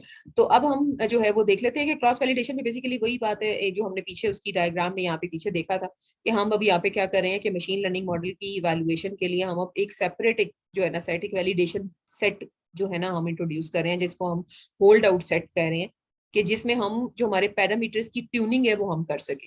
ठीक है, और इससे हमें हमारे पास एक ऑप्टिमल मॉडल आ जाएगा, ताकि हम उससे जो है वो उसके बाद हम उसको टेस्ट करें, उसके अलग से जो डेडिकेटेड, क्योंकि आपको पता है टेस्ट डेटा टेस्टिंग की फेज के दौरान हम उसको फाइन ट्यून नहीं कर सकते, उसमें जस्ट हम रिपोर्ट करते हैं रिजल्ट, हाँ जी इतने परसेंट इतने परसेंट इतने परसेंट परफॉर्मेंस आ गई। तो अब हमने क्या कर दिया, हमने एक इंटरमीडिएट स्टेज जो है ना उसमें इन्वॉल्व कर दिया। अब जो क्रॉस वैलिडेशन कह लें कि उसकी जो है वो मल्टीपल टाइप्स है। ठीक है, leave one out cross validation, के फोल्ड क्रॉस वैलिडेशन, सर्टिफाइड के fold cross validation, cross validation for time series, इस तरह मल्टीपल। तो हम जो इस लेक्चर में डिस्कस करेंगे वो हम डिस्कस करेंगे अपने के फोल्ड को, या leave one out cross validation को हम इसके अंदर जो है वो हम डिस्कस करेंगे। तो सबसे पहले हम के फोल्ड जो है वो क्रॉस वैलिडेशन को हम डिस्कस करते हैं कि ये क्या होती है। इसको हम बेसिकली रिपीटेड होल्ड आउट भी कहते हैं। ठीक है, इस वाली जो क्रॉस वैलिडेशन की टेक्निक है ना, हम इसको क्या कहते हैं, हम रिपीटेड होल्ड आउट है, कि हमने होल्ड आउट कर रहे हैं मगर रिपीट कर रहे हैं उसको। अब ये जो के फोल्ड क्रॉस वैलिडेशन का मेथड है ना, जैसे ये और भी बड़े मसलों का ना इलाज है। मसलन जहाँ पे डेटा हमारा इनसफिशिएंट हो ना, यानी कि वो जो डेटा सेट है हमारा इतना ह्यूज ना हो, थोड़ा हो, यानी कि जैसे वो सीरियल का डेटा सेट था, तो वहां पे जो है ना ये के फोल्ड क्रॉस वैलिडेशन का मेथड जो है ना हमारे बहुत सारे मसले हल कर देता है। के फोल्ड का ये जो सॉरी जो होल्ड आउट मेथड था, हम उसके अंदर जो था हम बहुत सारे ट्रेनिंग साइकिल्स नहीं चला सकते थे। मगर के फोल्ड क्रॉस वैलिडेशन में हम, जिसे हम रिपीटेड होल्ड आउट भी कहते हैं, हम उसको उसमें रिपीट कर सकते हैं अपने साइकिल्स को। ठीक है, हम जो हमारा ट्रेनिंग सैंपल है हम उसको ट्रेन करते हैं, हम उसको वैलिडेट करते हैं, और फिर वैलिडेशन डेटा के ऊपर हम अगेन एंड अगेन जो है हम उसको चेक करते हैं, और फिर हम अगेन ट्रेनिंग साइकिल्स जो है हम रन करते हैं। मल्टीपल न्यू मतलब कह लें कि आइट्रेशंस आती हैं हमारे पास, और फिर हम अब के की वैल्यू के अगेंस्ट हम उसको चलाते हैं। तो अब ये समझें कि जितनी के की वैल्यू है ना उतने नंबर ऑफ आइट्रेशंस होती हैं इसमें, इसीलिए हम इसको क्या कह रहे हैं, ये रिपीटेड होल्ड आउट है। राइट? कि हम हर दफा जो है ना उसको वैलिडेशन सेट के ऊपर हम उसको टेस्ट करते हैं, फिर हम उसका नया उसकी परफॉर्मेंस को देखते हैं, फिर हम एक नया ट्रेनिंग साइकिल चलाते हैं। तो इसको हम क्या कहते हैं, ये रिपीटेड होल्ड आउट है। अगर कितने हम इसके आइट्रेशन चलाते हैं ये के ऊपर डिपेंड करता है, के फोल्ड है ना, तो हम ये डिपेंड करता है कि क्या नंबर ऑफ के की वैल्यू क्या है। तो अगर नंबर ऑफ के की वैल्यू 4 है तो 4 आइट्रेशन चलेंगी, ट्रेनिंग साइकिल्स 4 ट्रेनिंग साइकिल्स चलेंगे। अगर के की वैल्यू 10 है तो 10 ट्रेनिंग साइकिल्स चलेंगे। अगर के की वैल्यू 3 है तो 3 ट्रेनिंग साइकिल्स रहेंगे। ये ट्रेनिंग साइकिल्स जो है ना के जो वैलिडेशन होनी है, फिर ट्रेन होना है, फिर वैलिडेट होना है, फिर ट्रेन होना है, फिर कहीं एंड में जाके टेस्ट होना है। तो ये डिपेंड करता है के की वैल्यू के ऊपर, के हमारे पास जो के की वैल्यू है वो बेसिकली हमारे पास के की वैल्यू क्या है, उसको हम के फोल्ड क्रॉस वैलिडेशन कहते हैं। अगर हम इस एग्जाम्पल में देखें ना, सबसे पहले एक तो चीज आप दिमाग में रखें कि अगर 100% डेटा है ना, डेटा सेट 100% है, तो इस सिचुएशन में हमने 20% टेस्ट डेटा हमने पहली बार निकाला हुआ। ये जिसको जिसको टेस्ट डेटा लिखा हुआ ना, ये बेसिकली वैलिडेशन डेटा है, ये हम वैलिडेट कर रहे हैं। आपको पता है इंटरमीडिएट वैल्यूएशन को हम वैलिडेशन कहते हैं, तो हम यहाँ पे वैलिडेशन कर रहे हैं। जो टेस्टिंग डेटा है ना, यानी कि 100% जो एक पूरा डेटा सेट होता है, उसमें आपको पता है 80-20 या 70-30 है। अगर let's suppose for instance we are having 80-20 split, 80% for the training and 20% for the testing, तो हमने जो 20% है ना वो हमने पहले ही बार निकाला हुआ। तो ये जो 80% है ना, ये उस 80% का हमने डिवाइड किया हुआ है यहाँ पे 80% का अगर कह लें कि 60-40 या कह लें कि सॉरी 60-40 कह रही हूँ, 60-20 है। तो यहाँ पे जो 60% है वो ये ट्रेनिंग का डेटा है, और 20% जो है यहाँ पे क्या है, ये वैलिडेशन का डेटा है। यानी कि 20% ऑफ टेस्टिंग पहले से ही जो है ना वो अलग है। तो इसको आप यहाँ पे ये समझे कि ये वैलिडेशन डेटा है, राइट। तो अब जैसे यहाँ पे फॉर एग्जांपल अगर आप कहें कि हमने यहाँ पे जो ये पहले से जो हमने ये वाला पोर्शन जो हमने डेडिकेट कर दिया है कौन सा, वैलिडेशन डेटा। तो अब यहाँ देखें ये 20 जो है वो इंस्टेंसेस हैं ओवरऑल ट्रेनिंग डेटा के, 20 इंस्टेंसेस थे ये टोटल जो हमारा ट्रेनिंग डेटा था ना, क्योंकि टेस्टिंग हम पहले अलग कर चुके थे। तो जो टोटल ट्रेनिंग का डेटा था वो 20 इंस्टेंसेस थे, आप काउंट भी कर सकते हैं। तो हमारे पास के फोल्ड है, यानी कि के इज इक्वल टू 4 है, तो हम क्या करेंगे, वो 20 को हम 4 पे डिवाइड करेंगे। 20 को 4 पे डिवाइड करें तो क्या आता है, 5 आता है। तो इसका मतलब है कि हमने 5 जो है ना वो ये बिन का जो साइज है ना, जो वैलिडेशन के डेटा के अंदर हमारे पॉइंट्स आएंगे वो 5 जाएंगे, और 4 आइट्रेशन चलानी है हमने, ठीक है। यानी कि ये जो वैलिडेशन का डेटा है इसके अंदर 5 जो है ना हमारे पास डेटा पॉइंट्स आएंगे, और इसका मतलब है कि 15 जो है हमारे किस में जाएंगे, वो ट्रेनिंग में जाएंगे। तो हमने यहाँ पे क्या किया, पहली आइट्रेशन में 5 जो है हमारे पास वो आ गए फॉर द वैलिडेशन, राइट। और बाकी जितने भी हैं जो 15 है वो किस में चले गए हमारे पास, ट्रेनिंग। और मैं आपको पहले कह रही हूँ कि वो जो 20% 100% का 20% है वो हम ऑलरेडी पहले ही अलग कर चुके हैं, वो इसमें शामिल नहीं है, क्योंकि ये हम अभी आपको ट्रेनिंग का, मैं आपको जो साइक्लिक ट्रेनिंग है जो मैं आपको बताना चाह रही हूँ, जिसमें हम ट्रेनिंग एरर रिमूव करते हैं, ये वो बात हो रही है, राइट। अब हम क्या करेंगे, जो 15 जो बच गए पॉइंट्स हैं, हम उसके ऊपर क्या करेंगे, इसकी ट्रेनिंग करेंगे, और उसके बाद हम उसको ये जो 5 ऑब्जर्वेशन है इसके ऊपर हम उसको वैलिडेट करेंगे। फोल्ड को हम क्या कह रहे हैं, हम क्या कह रहे हैं, फोल्ड इज आइट्रेशन, राइट। और यहाँ पे जो है ना हमने क्या किया कि ये जो है ये 5 डेटा पॉइंट्स हमने किसके अंदर डाले हैं, हमने अपने वैलिडेशन के अंदर डाले। तो यहाँ पे क्या मतलब है कि यहाँ पे कितनी आइट्रेशन होनी है, यहाँ पे हमारे होनी है हमारी 4 आइट्रेशन होनी है, क्योंकि के इज इक्वल टू हमारे पास क्या है, 4 है। आई गेस ये बात आपको क्लियर हो गई होगी। Okay fine. अब हमने क्या करना है कि अब सेकेंड आइट्रेशन में हम क्या करेंगे कि हम अगला फोल्ड उठाएंगे, ठीक है। हम यूज करेंगे जो अगले 5 पॉइंट्स हैं वो हम वैलिडेशन के लिए यूज करेंगे, और बाकी के जो है वो हम ट्रेनिंग के लिए यूज करेंगे। अब हमारा जो मॉडल है वो एक डिफरेंट डेटा पॉइंट्स के ऊपर जो है वो क्या हो रहा है, ट्रेन हो रहा है, राइट। और हमारी जितनी भी ट्रेनिंग है और जितना भी टेस्ट डेटा है, अब वो क्या हो रहा है, वो डिफरेंट डिफरेंट आ रहे हैं, हर आइट्रेशन में डिफरेंट आ रहे हैं। और हर आइट्रेशन में जितना भी ट्रेनिंग डेटा है वो हर दफा जो है वो क्या हो रहा है, वो हर दफा ट्रेनिंग डेटा जो है वो चेंज हो रहा है। और इस तरह से क्या हो रहा है, इन डिफरेंट सैंपल्स एक डिफरेंट एग्जाम्पल जो है ना वो कम से कम जरूर आ रही है, मुख्तलिफ तरीके से वैलिडेशन में भी जा रही है और ट्रेनिंग में भी आ रही है। तो इस तरह से हमारे पास क्या हो रहा है कि हमारे पास जो ज्यादा अपॉर्चुनिटी है कि हमारा मॉडल जो है ना वो डाइवर्सिफाइड किस्म की लर्निंग करेगा। इसलिए हम इसको क्या कहते हैं, हम इसको कहते हैं के फोल्ड क्रॉस वैलिडेशन। क्रॉस क्यों कहते हैं, क्योंकि हम मल्टीपल डिफरेंट ट्रेनिंग इंस्टेंसेस के ऊपर मॉडल को जो है वो ट्रेन कर रहे हैं, ठीक है। जैसे मैं आपको कह रही हूँ ना कि number of iterations is equal to number of folds, यानी कि 5 आइट्रेशंस है तो 5 फोल्ड, 4 आइट्रेशंस है तो 4 फोल्ड्स। तो हमारी इस एग्जांपल में हमारे पास के इज इक्वल टू 4 है, तो फिर के फोल्ड का क्या मतलब है, के ईच आइट्रेशंस, ठीक है, and multiple folds to work on. तो के हमारे पास के क्या हो गया, 4, तो ये 4 क्रॉस वैलिडेशन आप इसको कह सकते हैं, के फोल्ड 4 फोल्ड, इसको हम क्रॉस वैलिडेशन कह सकते हैं, राइट।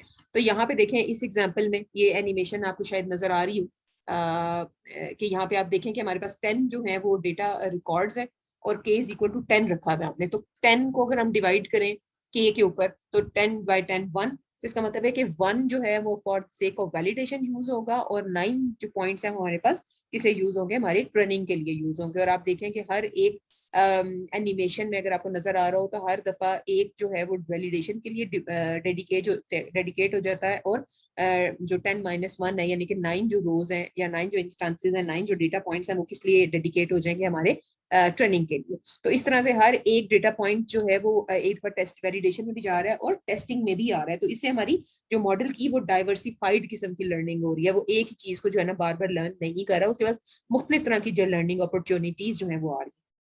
अब अगर हम यहाँ पे देखें 10 cross validation, 10 fold cross validation, ठीक है, यानी कि हमने 10 आइट्रेशन जो है वो करवानी है 10 अपने डेटा पे। तो ये बेसिकली एक कह लें कि एक स्टैंडर्ड है या डिफेक्टो है, कुछ भी कह लें कि ज्यादा फेमस है, जो रिसर्च में भी यूज होता है, एकेडमिक्स में भी यूज होता है।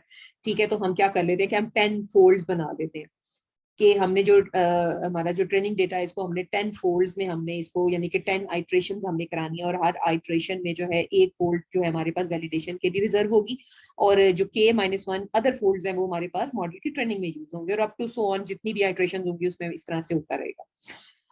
अगर हम इसी तरह से जाते रहे ईच एंड एवरी फोल्ड में हमारे पास जो है वो एटलीस्ट एक दफा जो है ना वैलिडेशन हमारे की जो है ना हमारे पास हर एक कहने के फोल्ड जो है वैलिडेशन और जो है ना उसके लिए यूज हो रहा है। इस तरह से हमारा मॉडल जो है वो ट्रेन हो रहा है। तो इस तरह से जब हमारी सारी आइट्रेशन हो जाती हैं, ठीक है, तो फिर हम फाइनली क्या करते हैं कि वो जो मैंने आपको बताया था ना, वो शुरू में हमने 20% डेटा टेस्ट डेटा के लिए हमने अलग किया हुआ, ठीक है, तो फिर उसके हम क्या करते हैं, फिर हम उसके ऊपर टेस्ट करते हैं, मॉडल को वैल्यूएट करते हैं कि ये टोटल अनसीन हमारे मॉडल के लिए डेटा था। तो इसके ऊपर अब हम देखते हैं कि हमारे मॉडल ने क्या परफॉर्मेंस दी है, क्योंकि वो हमारी वैलिडेशन के मॉडल का पार्ट नहीं था, किसी भी स्टेप के अंदर वो इन्वॉल्व नहीं हुआ। हमने पूरे का पूरा मॉडल जो है फिर हमने अनसीन टेस्ट डेटा के ऊपर जो हमने पहले से ही 20% अलग करके रखा हुआ था, ये तो हमने 80 के ऊपर हमने स्प्लिट किया ना वैलिडेशन डेटा, हम उसके ऊपर लेके आए हैं। तो अब ये जो फोल्ड्स है वो बेसिकली हमने रैंडम सैम्पलिंग से जो है ना वो क्रिएट की है।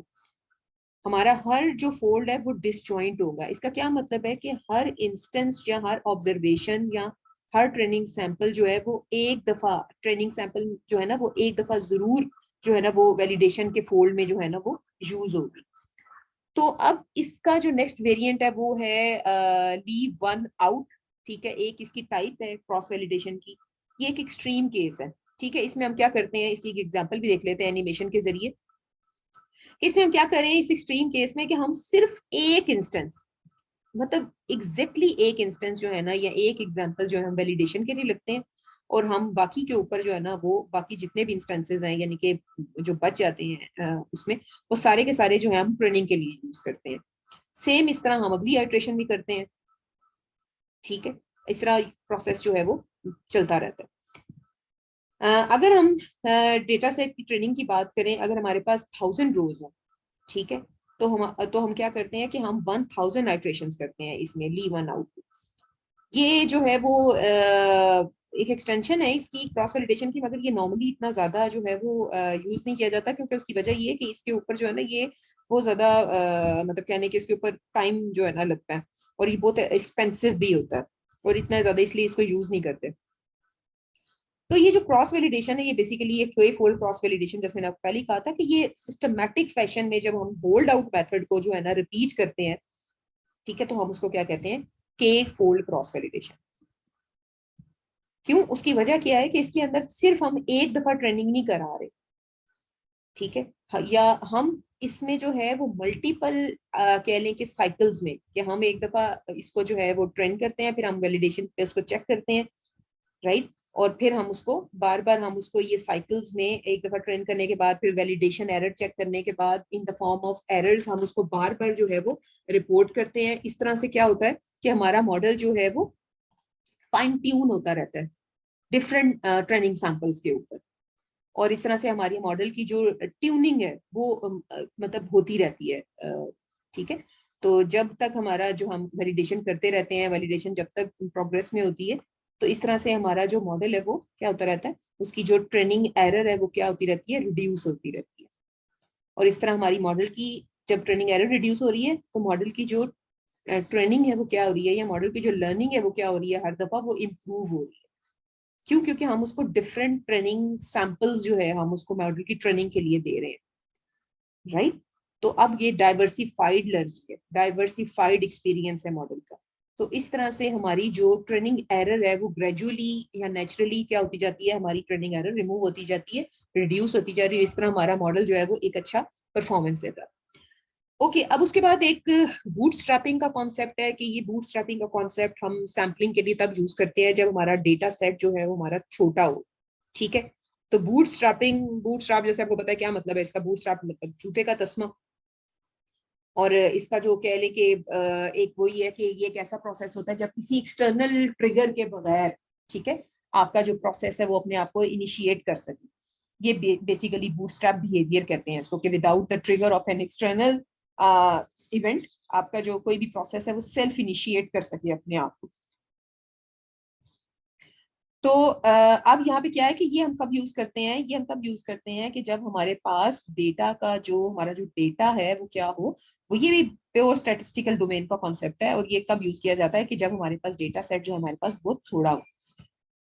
तो हम क्या करते हैं कि यहाँ पे मल्टीपल ट्रेनिंग सैंपल्स जो हैं, ठीक है, इनफाइनाइटली मैनी हम प्रोड्यूस कर सकते हैं जब हमारे पास लिमिटेड नंबर ऑफ इंस्टेंसेस हो।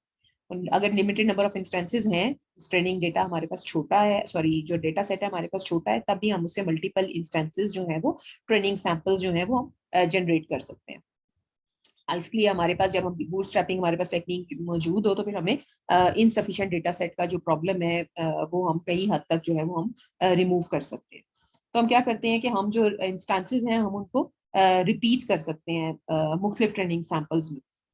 इसी वजह से जो है ना हमारे पास इनफाइनाइट लार्ज अमाउंट ऑफ जो है ना ट्रेनिंग सैंपल हमारे पास आ जाते हैं। जैसे फॉर एग्जांपल अगर इन ब्लू पॉइंट्स को आप देखें ना, एक्चुअली इन ओरिजिनल सैंपल ये जो है ना वो 3 है, मगर आप इसको अगर देखें ना बूटस्ट्रैप सैंपल नंबर 3 में, तो आप देखें ये 5 में जो है ना वो अपीयर होगा। तो इसका मतलब है कि जो ब्लू के चांसेस हैं वो क्या है कि वो रिपीट हुआ है। तो इस तरह से अगर हमारा डेटा सेट जो है वो छोटा हो तो हम इस तरह से हमारे पास जो है हम इस तरह से सैंपल्स जो है वो क्रिएट कर सकते हैं। तो यहाँ पे हमारे पास ये है कि हमारे जो सैंपल्स हैं वो क्या होते हैं, रेप्लिकेट हो सकते हैं मल्टीपल ट्रेनिंग सैंपल्स। तो फिर जब भी हमारे पास डेटा सेट की शॉर्टेज हो तो हम जो बूटस्ट्रैपिंग का जो टेक्निक है ना वो हम यूज कर सकते हैं एज अ कॉम्पनसेशन, कि अगर मॉडल की हमने ट्रेनिंग करानी है तो फिर वो डेटा की जो शॉर्टेज है वो इस तरह से हम इसको सेट कर सकते हैं। ओके, अब नेक्स्ट कॉन्सेप्ट है हमारे पास लेजी वर्सेस ईगर लर्नर्स के। हमारे पास जो मॉडल्स हैं वो दो जीद खानदानों से बिलोंग भी करते हैं। एक लेजी लर्नर्स होते हैं और एक ईगर लर्नर्स होते हैं। अब इसको हम डिटेल में देखते हैं कि ये क्या होते हैं बेसिकली। अब देखते हैं कि ईगर लर्नर्स बेसिकली क्या होते हैं। मतलब जैसे अब वही बात है कि एग्जांपल अगर हम देखें कि ऑनलाइन मोड ऑफ जो आपकी लर्निंग थी और जो आपकी फिजिकल मोड ऑफ लर्निंग थी, ठीक है। फिजिकल मोड जब ऑनलाइन से पहले था, कोविड से पहले था, क्या था, आप बाकायदा यूनिवर्सिटी जाते थे, आप सीखते थे, आप पढ़ते थे, घर आके मेहनत करते थे, अंडरस्टैंडिंग डेवलप करते थे कि जी पेपर होना है तो हमने जो है ना वो हर सूरत अपना अंडरस्टैंडिंग बिल्ड करनी है, क्योंकि पेपर जब एग्जाम होगा तो हमें कुछ भी एड नहीं मिलनी, और हमें जो है ना अपनी अंडरस्टैंडिंग की बेस पे ही, हमें अपने लर्निंग के बेस पे, हमें अपने नॉलेज की बेस पे ही जो है ना हमें एग्जाम जो है ना वो हमें करना पड़ेगा। ठीक है, हमें वही वाली जो है ना अंडरस्टैंडिंग ही अप्लाई करनी पड़ेगी, मेरे को एक्सटर्नल एड नहीं मिलनी, हमें जो है ना वो सैंपल जो है ना वो क्वेश्चंस नहीं मिलने, कुछ नहीं मिलना, राइट? तो हमें जो है ना वो हमें अंडरस्टैंडिंग बिल्ड करनी पड़ती है। Same is the case with these eager learners, यानी कि जो मॉडल्स ईगर लर्नर्स होते हैं या ईगर लर्नर लर्निंग की कैटेगरी से बिलोंग करते हैं, यानी कि जो हमारा रिग्रेशन था वो ईगर लर्निंग की कैटेगरी से बिलोंग करता है, जो हमने अभी तक हमने अपना जो मॉडल पढ़ा, ठीक है। वो क्या करते हैं कि ये जो है ना अपनी अंडरस्टैंडिंग बिल्ड करते हैं, और फिर उसके बाद जो है ना वो अपनी जो है ना वो प्रिडिक्शन देते हैं, और फिर कोई स्ट्रेट फॉरवर्ड आंसर देते हैं उस लर्निंग की बेस पे जो कि उन्होंने पहले से की होती है। तो हम बेसिकली क्या कर रहे होते हैं कि हम मॉडल को जब ट्रेन करते हैं तो हम उसको पर्टिकुलर इन्फॉर्मेशन देते हैं, हम उसको कोई एब्स्ट्रैक्ट इन्फॉर्मेशन देते हैं, ठीक है, हम डेटा सेट देते हैं जिसकी बेस पे वो कोई अपनी जनरलाइजेशन जो है ना वो बिल्ड करता है। जैसे फॉर एग्जांपल एक इंस्टेंस है कि हमने उसे कहा कि हमने 8 बजे जो है ना यूनिवर्सिटी जाना है, हमें लाइक यूनिवर्सिटी हमें 8 बजे तक पहुंचना है। तो अब इसकी जनरलाइजेशन क्या बनेगी कि I need to go somewhere to any place, generalise है, ठीक है, at a given time, that can be any time. तो इससे क्या हुआ, हमारी जनरलाइजेशन बन गई। तो हमारा मॉडल भी क्या करता है कि डेटा में से एब्स्ट्रैक्शन पिक करता है, ठीक है, या इंपॉर्टेंट फीचर्स पिक करता है, और उनके दरमियान एक रिलेशनशिप जो है वो भी देखता है कि उन फीचर्स के दरमियान क्या रिलेशनशिप है, और उसकी बेस पे फिर क्या करता है, जनरलाइज करता है, राइट उस सारे डेटा सैंपल्स, वो जितना भी हमने डेटा उसे दिया होता है, जैसे मैंने आपको बताया था कि उसको जनरलाइज करने की कोशिश करता है कि आप जो मैंने आपको बताया था ना ट्रेडिशनल ऑब्जेक्ट ओरिएंटेड प्रोग्रामिंग में आप क्या करते हैं कि पहले आप जनरलाइज, आपके पास एक एब्स्ट्रैक्ट क्लास होती है, जनरलाइज क्लास होती है, और उसके बाद आप उसके इंस्टेंसेस बनाते हैं। जबकि जो मशीन लर्निंग है उसमें क्या है कि आपके पास मोर स्पेसिफिक केसेस हैं, आपके पास एब्स्ट्रैक्शंस हैं, आपके पास एग्जांपल्स हैं, उसकी बेस पे जो है ना वो मॉडल जो है ना वो जनरलाइज होता है, कि एक आप जनरलाइज सोल्यूशन बना देते हैं, ताकि अगर हम उससे कोई नए इंस्टेंसेस जनरेट करना चाहें, नई सिचुएशंस के ऊपर कोई डिसीजन लेना चाहें तो हम कर सकें। तो यही होता है कि जब हमारे पास जनरलाइजेशन हो जाती है तो फिर मॉडल जो है ना वो कॉन्फिडेंटली प्रिडिक्शंस करने की पोजीशन में होता है कि उसे अगर क्वेश्चन पूछा जाएगा तो वो कोई कॉन्फिडेंटली आंसर कर सके। As opposite to eager learner, जो लेजी लर्नर की कैटेगरी से बिलोंग करते हैं हमारे मॉडल्स, वो बिल्कुल ऐसी है जो कि आप जैसे ऑनलाइन क्लासों में आपने पढ़ाई की है, ठीक है, कि उसमें क्या होता है कि वो लर्निंग अवॉइड करते हैं। जब भी वो कहते हैं क्वेश्चन आएगा तो देखा जाएगा, वो क्या करते हैं, जब भी क्वेश्चन आया तो वो पूरे डेटा सेट में से जो है ना वो उसे मैचिंग आंसर ढूंढना शुरू कर देते हैं और कहते हैं चलो जी प्रॉब्लम सॉल्व करो। ये वाली जो कैटेगरी है इसमें ट्रेनिंग, इसमें लर्निंग नहीं होती, इसमें कोई ट्रेनिंग नहीं होती, इसमें कोई जनरलाइजेशन एज सच नहीं होती, इसमें कोई एब्स्ट्रैक्शन जो है ना एग्जिस्ट नहीं करती, हम इसमें कोई ऐसा मॉडल बिल्ड नहीं करते। ठीक है, जो ईगर लर्नर्स हैं उसमें मॉडल बिल्डिंग होती है, मगर जो हमारे होते हैं ये लेजी लर्नर्स, इसमें कोई ऐसा कोई मॉडल बिल्ड नहीं होता। यहाँ कोई इंपॉर्टेंट जो हमारे फीचर्स जैसे कह लें डेटा सेट के, उनकी बेस पे हम कोई मॉडल बिल्ड कर रहे हो, ऐसा उस तरह नहीं होता। फॉर एग्जांपल अगर मैं एग्जांपल दूं आपको एक रियल लाइफ से, कि मैं कहती हूँ मैंने किसी जगह पे टाइम पे पहुंचना है, और हमें जो है ना हमारी मशीन से जो है वो प्रिडिक्शन करानी है कि हमें कौन सी ट्रांसपोर्ट जो है वो लेनी चाहिए, ठीक है, ताकि हम अपना टाइम पे जा सकें। तो अगर हम कहेंगे ना कि हम एक ईगर लर्नर लेते हैं, हम चूज करते हैं, तो उसने ऑलरेडी जो है ना वो हिस्टोरिकल डेटा में उसने देखा हुआ है, सारा दिन का वक्त देखा हुआ है, रोड की सिचुएशंस देखी हुई है, क्राउड स्टेटस देखा हुआ है, राइट, उसने रूट की लेंथ देखी हुई है, और उसने बहुत सारे इंपॉर्टेंट पैरामीटर्स देखे हुए हैं। तो ईगर लर्नर ये नहीं कहेगा चलो तुम जो है ना पैदल चलना शुरू कर दो, क्यों, उसने पहले से अपनी एब्स्ट्रैक्शन एक जनरलाइजेशन बिल्ड की हुई है उस सारे डेटा सेट पे, उस सारी एग्जांपल्स पे जो हम उसको ऑलरेडी प्रोवाइड कर चुके हैं। वो उसके मुताबिक हमें एक प्रिडिक्शन दे देगा। मगर जो लेजी लर्नर है वो क्या करेगा कि वो इस तरह से उसने पहले से डेटा, उसने इस तरह अपनी कोई अंडरस्टैंडिंग मैप नहीं की हुई, ठीक है। तो अगर मैं उसे कहती हूँ मैंने यूनिवर्सिटी 2 बजे पहुंचना है, तो वो क्या, और मैं कहूंगी कि मुझे कौन सी जो है वो ट्रांसपोर्ट पिक करनी चाहिए, तो वो क्या करेगा, वो उसने कोई लर्निंग नहीं अपनी स्टैब्लिश की हुई पहले से, तो वो क्या कहेगा, वो क्या करेगा, वो एट द रन टाइम वो सारे इंस्टेंसेस को गो थ्रू करेगा, उसमें से जो मैचिंग सोल्यूशन उसको लगेगा कि हाँ ये बेहतर है, वो जो है ना सजेस्ट कर देगा। ये हमारे पास एक एल्गोरिथम होता है जिसको हम कहते हैं के नियरेस्ट नेबर, वो आगे कुछ क्लासेस में हम पढ़ेंगे, और एक्चुअली वो उसका भी लेक्चर जो है ना अपलोडेड है के नियरेस्ट नेबर का। वो बेसिकली सेम ये काम करता है लेजी लर्नर वाला। अब इसका ये मतलब नहीं है कि जो लेजी लर्नर्स हैं वो हमारे कोई बुरे लर्नर्स हैं, या उनकी परफॉर्मेंस कोई अच्छी नहीं है। इसका इस ये डिजाइन ही इस तरह से है, मतलब उनका मूड ही इस तरह से है कि उन्होंने अपना ऐसा मॉडल कोई बिल्ड नहीं करना पहले से, जो है ना जनरलाइजेशन नहीं करनी, वो एट द टाइम उसको देखते हैं, at the nick of time उसको देखते हैं। इवन जो है वो कह लें कि वो अच्छी परफॉर्मेंस भी देते हैं। ये सिर्फ उनका मूड है कि वो जो है ना वो लर्न नहीं करते पहले से, ठीक है। बस वो ये कि वो एट द स्पॉट अपने नॉलेज की बेस पे कोई डिसीजन जो है ना, कोई प्रिडिक्शन जो है ना वो देते हैं। तो जब यानी कि कोई क्वेश्चन आंसर फेज के दौरान जब कोई प्रिडिक्शन देनी हो तो ये टाइम ज्यादा लेते हैं, ठीक है, क्योंकि उन्हें सारा जो पूरा डेटा खंगालना पड़ता है ना। तो इसलिए हम इनको कहते हैं कि नॉन पैरामीट्रिक बेस्ड लर्निंग है। नॉन पैरामीट्रिक का मतलब है कि वो जैसे लीनियर रिग्रेशन हमने पढ़ा, वो पैरामीट्रिक था। उसकी क्या वजह है कि हमें वो मॉडल की कह लें कि मॉडल की एक आउटपुट के लिए या मॉडल बिल्ड करने के लिए हमें उसके 2 पैरामीटर्स चाहिए थे जो अल्फा और बीटा थे। यहाँ पे हमें कुछ लर्न नहीं करना, ये जो हमारा लेजी लर्नर है ये नॉन पैरामीटर क्यों है, क्योंकि यहाँ पे हमने कोई पैरामीटर्स लर्न नहीं करने या मॉडल के कोफिशिएंट्स लर्न नहीं करने। हम सिर्फ जो है ना, हमें हमारे पास कोई मॉडल बिल्ड नहीं करते, हम क्या करते हैं, हम सिर्फ हम डेटा को देखते हैं, उसको जो है वो शफल करते हैं, और आंसर्स के लिए उसकी आउटपुट जो है ना उसको पूरे को स्कैन करके हम जब भी टाइम, जिस टाइम पे सवाल पूछा जाता है उस वक्त हम उसको उसका आंसर कर देते हैं। इसका अपना मूड है, ठीक है, ये अपनी सिचुएशंस में जो है ना हम इसको यूज करते हैं। इसलिए कभी हमें जो है ना वो लेजी लर्नर्स की जरूरत होती है, और ये जो है वो अक्सर जो है वो ईगर लर्नर्स की बनिस्बत बहुत अच्छे जो है हमें रिजल्ट्स जो है वो जनरेट करके देते हैं जो हमारे लेजी लर्नर्स होते हैं। तो हम ये नहीं कह सकते कि जो लेजी लर्नर्स हैं वो ईगर लर्नर्स की निस्बत जो है वो अच्छा परफॉर्म नहीं करते, या हमारे पास ईगर लर्नर्स ही ज्यादा बेहतर है। ये उनका मूड ऐसा है, उनका मतलब प्रिडिक्शन का या उनकी लर्निंग का, कि वो इस तरह से काम करते हैं। ठीक है, अब एक और इम्पोर्टेंट कॉन्सेप्ट जो बहुत इंपॉर्टेंट है, दैट इज जब आपने कह लें कि मॉडल्स को वैल्यूएट करना होता है, मॉडल्स को लर्न करवाना होता है, तो हमारे पास एक और बहुत इंपॉर्टेंट कॉन्सेप्ट आता है, that is under fitting and over fitting. कि मॉडल जो है वो अंडर फिट कब होता है और मॉडल जो है वो ओवर फिट कब होता है। तो ये भी बड़ा इंपॉर्टेंट कॉन्सेप्ट है जो समझने की जरूरत है।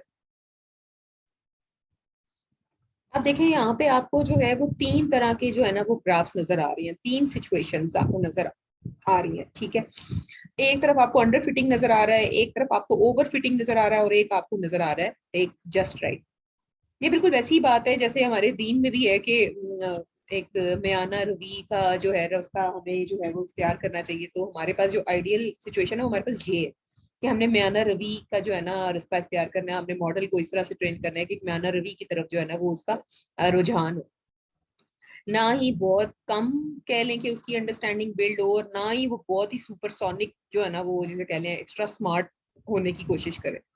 तो अगर वो एक्स्ट्रा स्मार्ट वाली लर्निंग होगी ना, तो ये आप ये समझें कि मॉडल जो है ना बजाय अपनी अंडरस्टैंडिंग स्टैब्लिश करने के कि चीजों को वो समझे, ओवर फिटिंग के केस में वो क्या ये सिचुएशन होती है कि जैसे वो ना हर एक सवाल का जवाब याद करना शुरू कर देता है कि अच्छा ये सवाल है तो ये जवाब है, ये सवाल है ये जवाब है, ये सवाल है ये जवाब है। ये बजाय इसके कि उसने अपनी अंडरस्टैंडिंग वो जो है वो बिल्ड करता, उसने क्या किया है कि यहाँ पे उसने रट्टे मारने शुरू कर दिए इंस्टेंसेस के, हर एक चीज को मेमोराइज करने की कोशिश कर रहा है। तो इसीलिए देखें कि जो ये डेटा, असल डेटा क्या था, ये जो ब्लॉक्स ब्लॉक्स हैं, ये जो ऑरेंज ऑरेंज पॉइंट्स हैं, और जो ये ब्लू लाइन है मैं आपको बताया था ये क्या होती है, हमारा वो मॉडल है जो हमारा ट्रेन हुआ।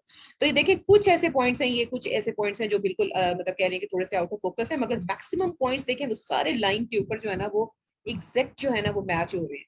तो यहाँ पे जो है ना वो मॉडल ने कोई अपनी कह लें कि लर्निंग नहीं स्टैब्लिश की, यहाँ पे मॉडल ने जो है वो रट्टा मारा है, यानी कि अपनी जो एग्जांपल्स है ना उनको मेमोराइज किया है। और यहाँ पे अगर बात करें अंडर फिटिंग की, तो अंडर फिटिंग का मामला क्या है कि यहाँ पे जो है वो मॉडल ने जो है वो सही से उसकी लर्निंग नहीं हुई, जितनी इंफॉर्मेशन या जो उसकी लर्निंग के लिए उसको चीजें चाहिए थी वो लर्न नहीं हुआ। ये बिल्कुल वही एग्जांपल है कि आपके डेटा का पैटर्न जो था वो कुछ इस तरह का था, आपने मॉडल की सिलेक्शन गलत की है।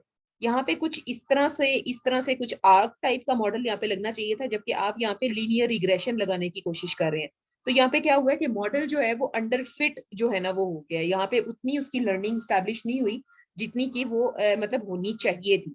तो ये वाली सिचुएशन कब आती है, जब हम उसको बहुत कम फीचर्स दें लर्निंग के वक्त, कम फीचर्स के ऊपर मॉडल की जो है ना, यानी कि मॉडल को अपने आप की लर्निंग स्टैब्लिश करने के लिए जितने फीचर्स चाहिए थे ना, हमने उतने उसको नहीं प्रोवाइड किए, जिसकी वजह से रिजल्ट में क्या हुआ कि मॉडल हमारे पास जो है ना वो अंडर ट्रेन ही रह गया, अंडर फिट हो गया, मॉडल को सही तरह से अपनी लर्निंग नहीं कर पाया। जबकि ओवरफिट में क्या हुआ कि हमने उसको इतने ज्यादा फीचर्स दे दिए हैं, इतने ज्यादा उसको इन्फॉर्मेशन दे दी है कि तुम लर्न करो, कि उसने उसने जो है ना वो हर चीज को जो है ना वो लर्न करना शुरू कर दिया, मगर अपनी अंडरस्टैंडिंग स्टैब्लिश नहीं की। ये वही बात है ना कि जैसे फॉर एग्जांपल आपने जो है ना वो आप जो है ना वो अपने कॉन्सेप्ट्स को लर्न ना करें, आप रट्टे मारना शुरू कर दें, मैथ्स के क्वेश्चन है आप मैथ्स के क्वेश्चन को याद करना शुरू कर दें कि अच्छा ये सवाल है इसका ये जवाब है, ये सवाल है ये जवाब है। अब आपकी अंडरस्टैंडिंग नहीं स्टैब्लिश हुई। अब अगर फॉर एग्जाम्पल इंटीग्रेशन का कॉन्सेप्ट आपको नहीं पता, मगर आप इंटीग्रेशन के क्वेश्चन के रट्टे मारने शुरू कर दें, तो क्या होगा कि अगर एग्जाम में टीचर ने जो है ना वो इंटीग्रेशन का क्वेश्चन कुछ और दे दिया, तो आप तो बैठ जाएंगे, क्योंकि आपने तो अंडरस्टैंडिंग तो आपकी है कोई नहीं, आपने तो याद की हुई थी एग्जाम्पल्स। तो ये जो है यहाँ पे ये वाला कॉन्सेप्ट जो है ना वो एक होता है ओवर फिटिंग का। और अंडर फिटिंग में क्या है कि फॉर एग्जाम्पल वही बात है कि अपने मॉडल की सिलेक्शन ही ठीक नहीं की। ठीक है, जैसे फॉर एग्जाम्पल अगर स्टूडेंट है उसको पसंद है कि वो फाइन आर्ट्स में जो है वो अपने आप को एक्सेल करे, मगर आपने जो है ना उसके लिए सिलेक्शन जो कह लें कि उसकी फील्ड ऑफ स्टडी जो आपने सिलेक्ट की है वो आप कह रहे हैं कि वो मेडिकल पढ़े। तो आप सोचें कि वो उस बेचारे का टेम्परामेंट ही नहीं है, वो मेडिकल वाला उसका मूड ही नहीं है, मूड तो था ये वाला कि ये उसके ऊपर फाइन आर्ट्स हुई, उसको फील्ड दी जाती, मगर आपने उसके ऊपर मेडिकल लगाने की कोशिश किया तो क्या हुआ, वो बेचारा लर्न ही नहीं, उसकी जितनी कैपेसिटी है वो उतना ही लर्न करेगा। तो आप देखें यहाँ पे एरर, और वही बात है कि वो फील्ड का नहीं है बेचारा, उसकी वो इंटरेस्ट एरिया नहीं है, उसका डोमेन नहीं है, तो क्या होगा, वो एरर ज्यादा से ज्यादा करेगा, गलत परफॉर्मेंस देगा, उसके रिजल्ट्स गंदे आएंगे। तो यहाँ पे भी आप देखें बहुत कुछ पॉइंट्स हैं जो उस लाइन के ऊपर आ रहे हैं, मैक्सिमम पॉइंट्स जो है वो क्या है, वो इधर उधर जा रहे हैं। तो ये कॉन्सेप्ट है आपका कह लें कि इसका अंडर फिटिंग का और ओवर फिटिंग का। तो हमें, हमारे लिए क्या है कि हमने उसको जस्ट ये मिड वाली जो सिचुएशन है इसके ऊपर हमने जो है ना वो लेके आना है। इसकी जो है वो इसकी एग्जांपल कुछ इस तरह भी हम मतलब समझ सकते हैं, जैसे फॉर एग्जांपल मॉडल की ट्रेनिंग के दौरान में हमारे पास एक डेटा सेट था जिसमें हम जो है वो एक ऑब्जेक्ट की जो है ना वो क्लासिफिकेशन लेट्स सपोज कराने की कोशिश कर रहे थे। ठीक है, कि हमने जो है ना उसको एक कह लें कि हम मॉडल के जरिए जो है ना वो हम डेटा इस तरह दे रहे थे कि अगर कोई ऑब्जेक्ट है ना इस टाइप का, कि स्फीयर टाइप का, तो हम उसको क्या कह रहे हैं कि ये बॉल है। ठीक है, तो हमने अब अपने मॉडल को ना इसके ऊपर ट्रेन करता है, इस डेटा फीचर के ऊपर ट्रेन करना है कि अगर उसकी जो शेप है वो जो है वो राउंड शेप है या स्फीयर शेप है, तो वो क्या है कि वो बॉल है। कि अगर कोई भी ऑब्जेक्ट अगर आपको राउंड शेप का मिलता है तो इसको आप क्या प्रिडिक्ट करें, कि इसको टैग करें या प्रिडिक्ट करें कि ये बॉल है। ठीक है, हमने और कोई चीज नहीं दी इसको, इसके अलावा हमने सिर्फ उसको कह लें कि एक ही पैरामीटर दिया कि हाँ जी कोई अगर चीज गोल है तो तुम उसको क्या कह दो कि ये अब ये जो है ना वो एक बॉल है। तो हमने अब जो मॉडल है वो हमने सिर्फ एक फीचर या एट्रीब्यूट की बेस पे हमने क्या किया, ट्रेन किया। राइट। तो अब जब हमारे पास कोई भी ऐसा मतलब कह लें कि जब टेस्टिंग की बारी आती है और हम उसको क्या लेट सपोज कोई ऐसा करते हैं कि हम उसे ऑरेंज दिखाते हैं एक, ठीक है, या एक एप्पल दिखाते हैं और मॉडल से पूछते हैं कि ये क्या है। तो मॉडल जो है वो उसको एज अ टेस्ट जो है ऑब्जेक्ट लेगा और उसके ऊपर जो है ना वो अपनी एक अंडरस्टैंडिंग के मुताबिक आउटपुट देगा कि ये क्या है। तो वो उसे लगेगा अच्छा स्फीयर शेप है, तो वो कहेगा हाँ जी ये जो है ना वो बॉल है, जबकि असल में तो वो बॉल नहीं है। उसने तो एक जो है ना वो एक गलत आउटपुट दी है कि वो ऑरेंज को भी जो है ना वो बॉल कह रहा है। अब आप सोचें कि ऐसा क्यों है, उसकी वजह ये है क्योंकि हमने उसको एनफ ट्रेनिंग एट्रीब्यूट्स ही नहीं दिए। ठीक है, हर गोल चीज खाली बॉल थोड़ी होती है, हमें और भी तो फीचर्स देने चाहिए थे। तो हमने उसे बहुत कम एट्रीब्यूट्स दिए हैं ट्रेन होने के लिए, कि हमने सिर्फ उसे कहा है कि जो चीज राउंड है, अगर राउंड है तो बॉल है। हमने और तो दिए ही नहीं कि उसके साथ खेल सकते हैं, उस वो स्फीयर होना चाहिए, वो ये होना चाहिए, वो जो उसका कोई रेडियस होना चाहिए। तो हमने क्या किया, उसे कम इंफॉर्मेशन दी है कि उसके ऊपर अपने आप को ट्रेन करो। तो अब क्या हुआ कि जो मॉडल जो ट्रेन हुआ वो उसने अब मैक्सिमम गलत आंसर देगा। क्यों? क्योंकि हर वो गोल चीज को क्या कहेगा कि ये बॉल है। तो हम जब मॉडल को इस तरह ट्रेन करने की कोशिश करें कि जब हमने उसे बहुत कम फीचर दिए हो, उसे कम इंफॉर्मेशन दी हो, तो हम उसे कैसे एक्सपेक्ट कर सकते हैं कि वो जो है ना वो एक सही आउटपुट देगा। तो वो फिर क्या है, वो सिचुएशन है किसकी, अंडर फिटिंग की। तो वहां पे ऑब्वियस है कि अंडर फिटिंग होगी।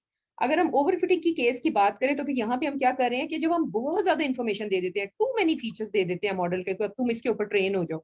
तो अब अंडर फिटिंग के केस में तो नॉलेज हमारे पास बहुत कम था, यानी कि हमने कोई एक दो पैरामीटर दिए और हमने कहा कि अच्छा जी अब आउटपुट। मगर अब वहां पे भी प्रॉब्लम थी अंडर फिटिंग के, वहां पे नॉलेज हमारे पास बहुत फ्यू था। मगर ओवर फिटिंग के केस में जब नॉलेज हमारे पास टू मच होगा तब भी हमारे लिए प्रॉब्लम है, क्योंकि मॉडल कंफ्यूज हो जाएगा। फॉर एग्जाम्पल हम सेम एग्जाम्पल को लें और हम कहते हैं कि हमें जो है ना वो बॉल जो है ना वो आइडेंटिफाई करना। हम मॉडल को जो है ना कुछ एट्रीब्यूट्स देते हैं, कुछ फीचर्स देते हैं, जैसे हम उसको कहते हैं उसकी शेप स्फेयर हो, हम उसके साथ प्ले कर सकें, हाँ जी प्ले यस हो। ठीक है, हम उसको खा ना सकें। ठीक है, और साथ ही हम कह देते हैं रेडियस जो है ना उसका होना चाहिए 5 सेंटीमीटर, या let's suppose less than 5 centimetre. अगर तो ये वाला होगा चीज तो फिर क्या है, वो बॉल है, अदरवाइज वो बॉल नहीं है। अब हमने क्या किया है कि हमने बहुत सारी इंफॉर्मेशन दे दी और बहुत स्पेसिफिक इंफॉर्मेशन दे दी है, मतलब टू मच स्पेसिफिक इंफॉर्मेशन, यानी कि जो हमने उसको कह दिया कि 5 सेंटीमीटर से कम हो, ये बहुत ज्यादा आपको अपनी स्पेसिफिक किस्म का हमने जो है ना उसे इनपुट दे दिया अपनी लर्निंग के लिए। तो अब क्या होगा कि जब मॉडल ट्रेन हो जाएगा तो वो कहेगा अच्छा अब हमने उसको टेस्टिंग के दौरान हमने उसे कोई बॉल दिया तो कहता है अच्छा स्फेयर है, हाँ जी स्फेयर है, ठीक है हाँ जी ये अपना इसके साथ खेल सकते हैं, खेल सकते हैं, खा सकते हैं, नहीं जी नहीं खा सकते, तो ठीक है, बस ये तमाम कंडीशंस को पास करता है। ठीक है, मगर जो चौथी कंडीशन हमने लगाई है ना कि उसका जो रेडियस है वो 5 से कम हो। तो अगर कोई बॉल है जैसे फॉर एग्जाम्पल वो 5 सेंटीमीटर से ज्यादा है, फॉर एग्जाम्पल हमने उसको ट्रेन किया क्रिकेट बॉल पे, मगर अगर उसे बास्केट बॉल देते हैं ना जो 5 सेंटीमीटर से जो है वो ऑलमोस्ट ज्यादा होता है, तो वो क्या कहेगा कि ये बॉल नहीं है। हालांकि वो तो बॉल है, वो बास्केटबॉल है। तो यहाँ पे भी आप देखें कि मॉडल ने हर एक चीज जो है ना वो बहुत ज्यादा स्पेसिफिक होके भी आपने अगर प्रोवाइड की है, तो यहाँ पे क्या है कि यहाँ पे बहुत ज्यादा कॉम्प्लेक्स हो जाएगा, मॉडल कंफ्यूज हो जाएगा, और यहाँ पे जो जनरलाइजेशन है वो क्या होती है, कम होती है। तो that's the concept of under fitting and over fitting. इंशाल्लाह हम इसको इन डिटेल अपने कमिंग लेक्चर्स में मजीद देखेंगे। तो आई होप आपको अभी तक के जो कॉन्सेप्ट्स हमने डिस्कस किए हैं वो समझ आए होंगे। Thank you so much. And अपने कमेंट से जरूर बताइएगा आपको चीजें समझ आई, और आप मजीद क्या लर्न करना चाहते हैं। Thank you so much. फी अमानिल्लाह। अच्छी बात फैलाना सदका जारी है। So keep sharing and keep following. जज़ाकल्लाह खैर। अस्सलाम वालेकुम।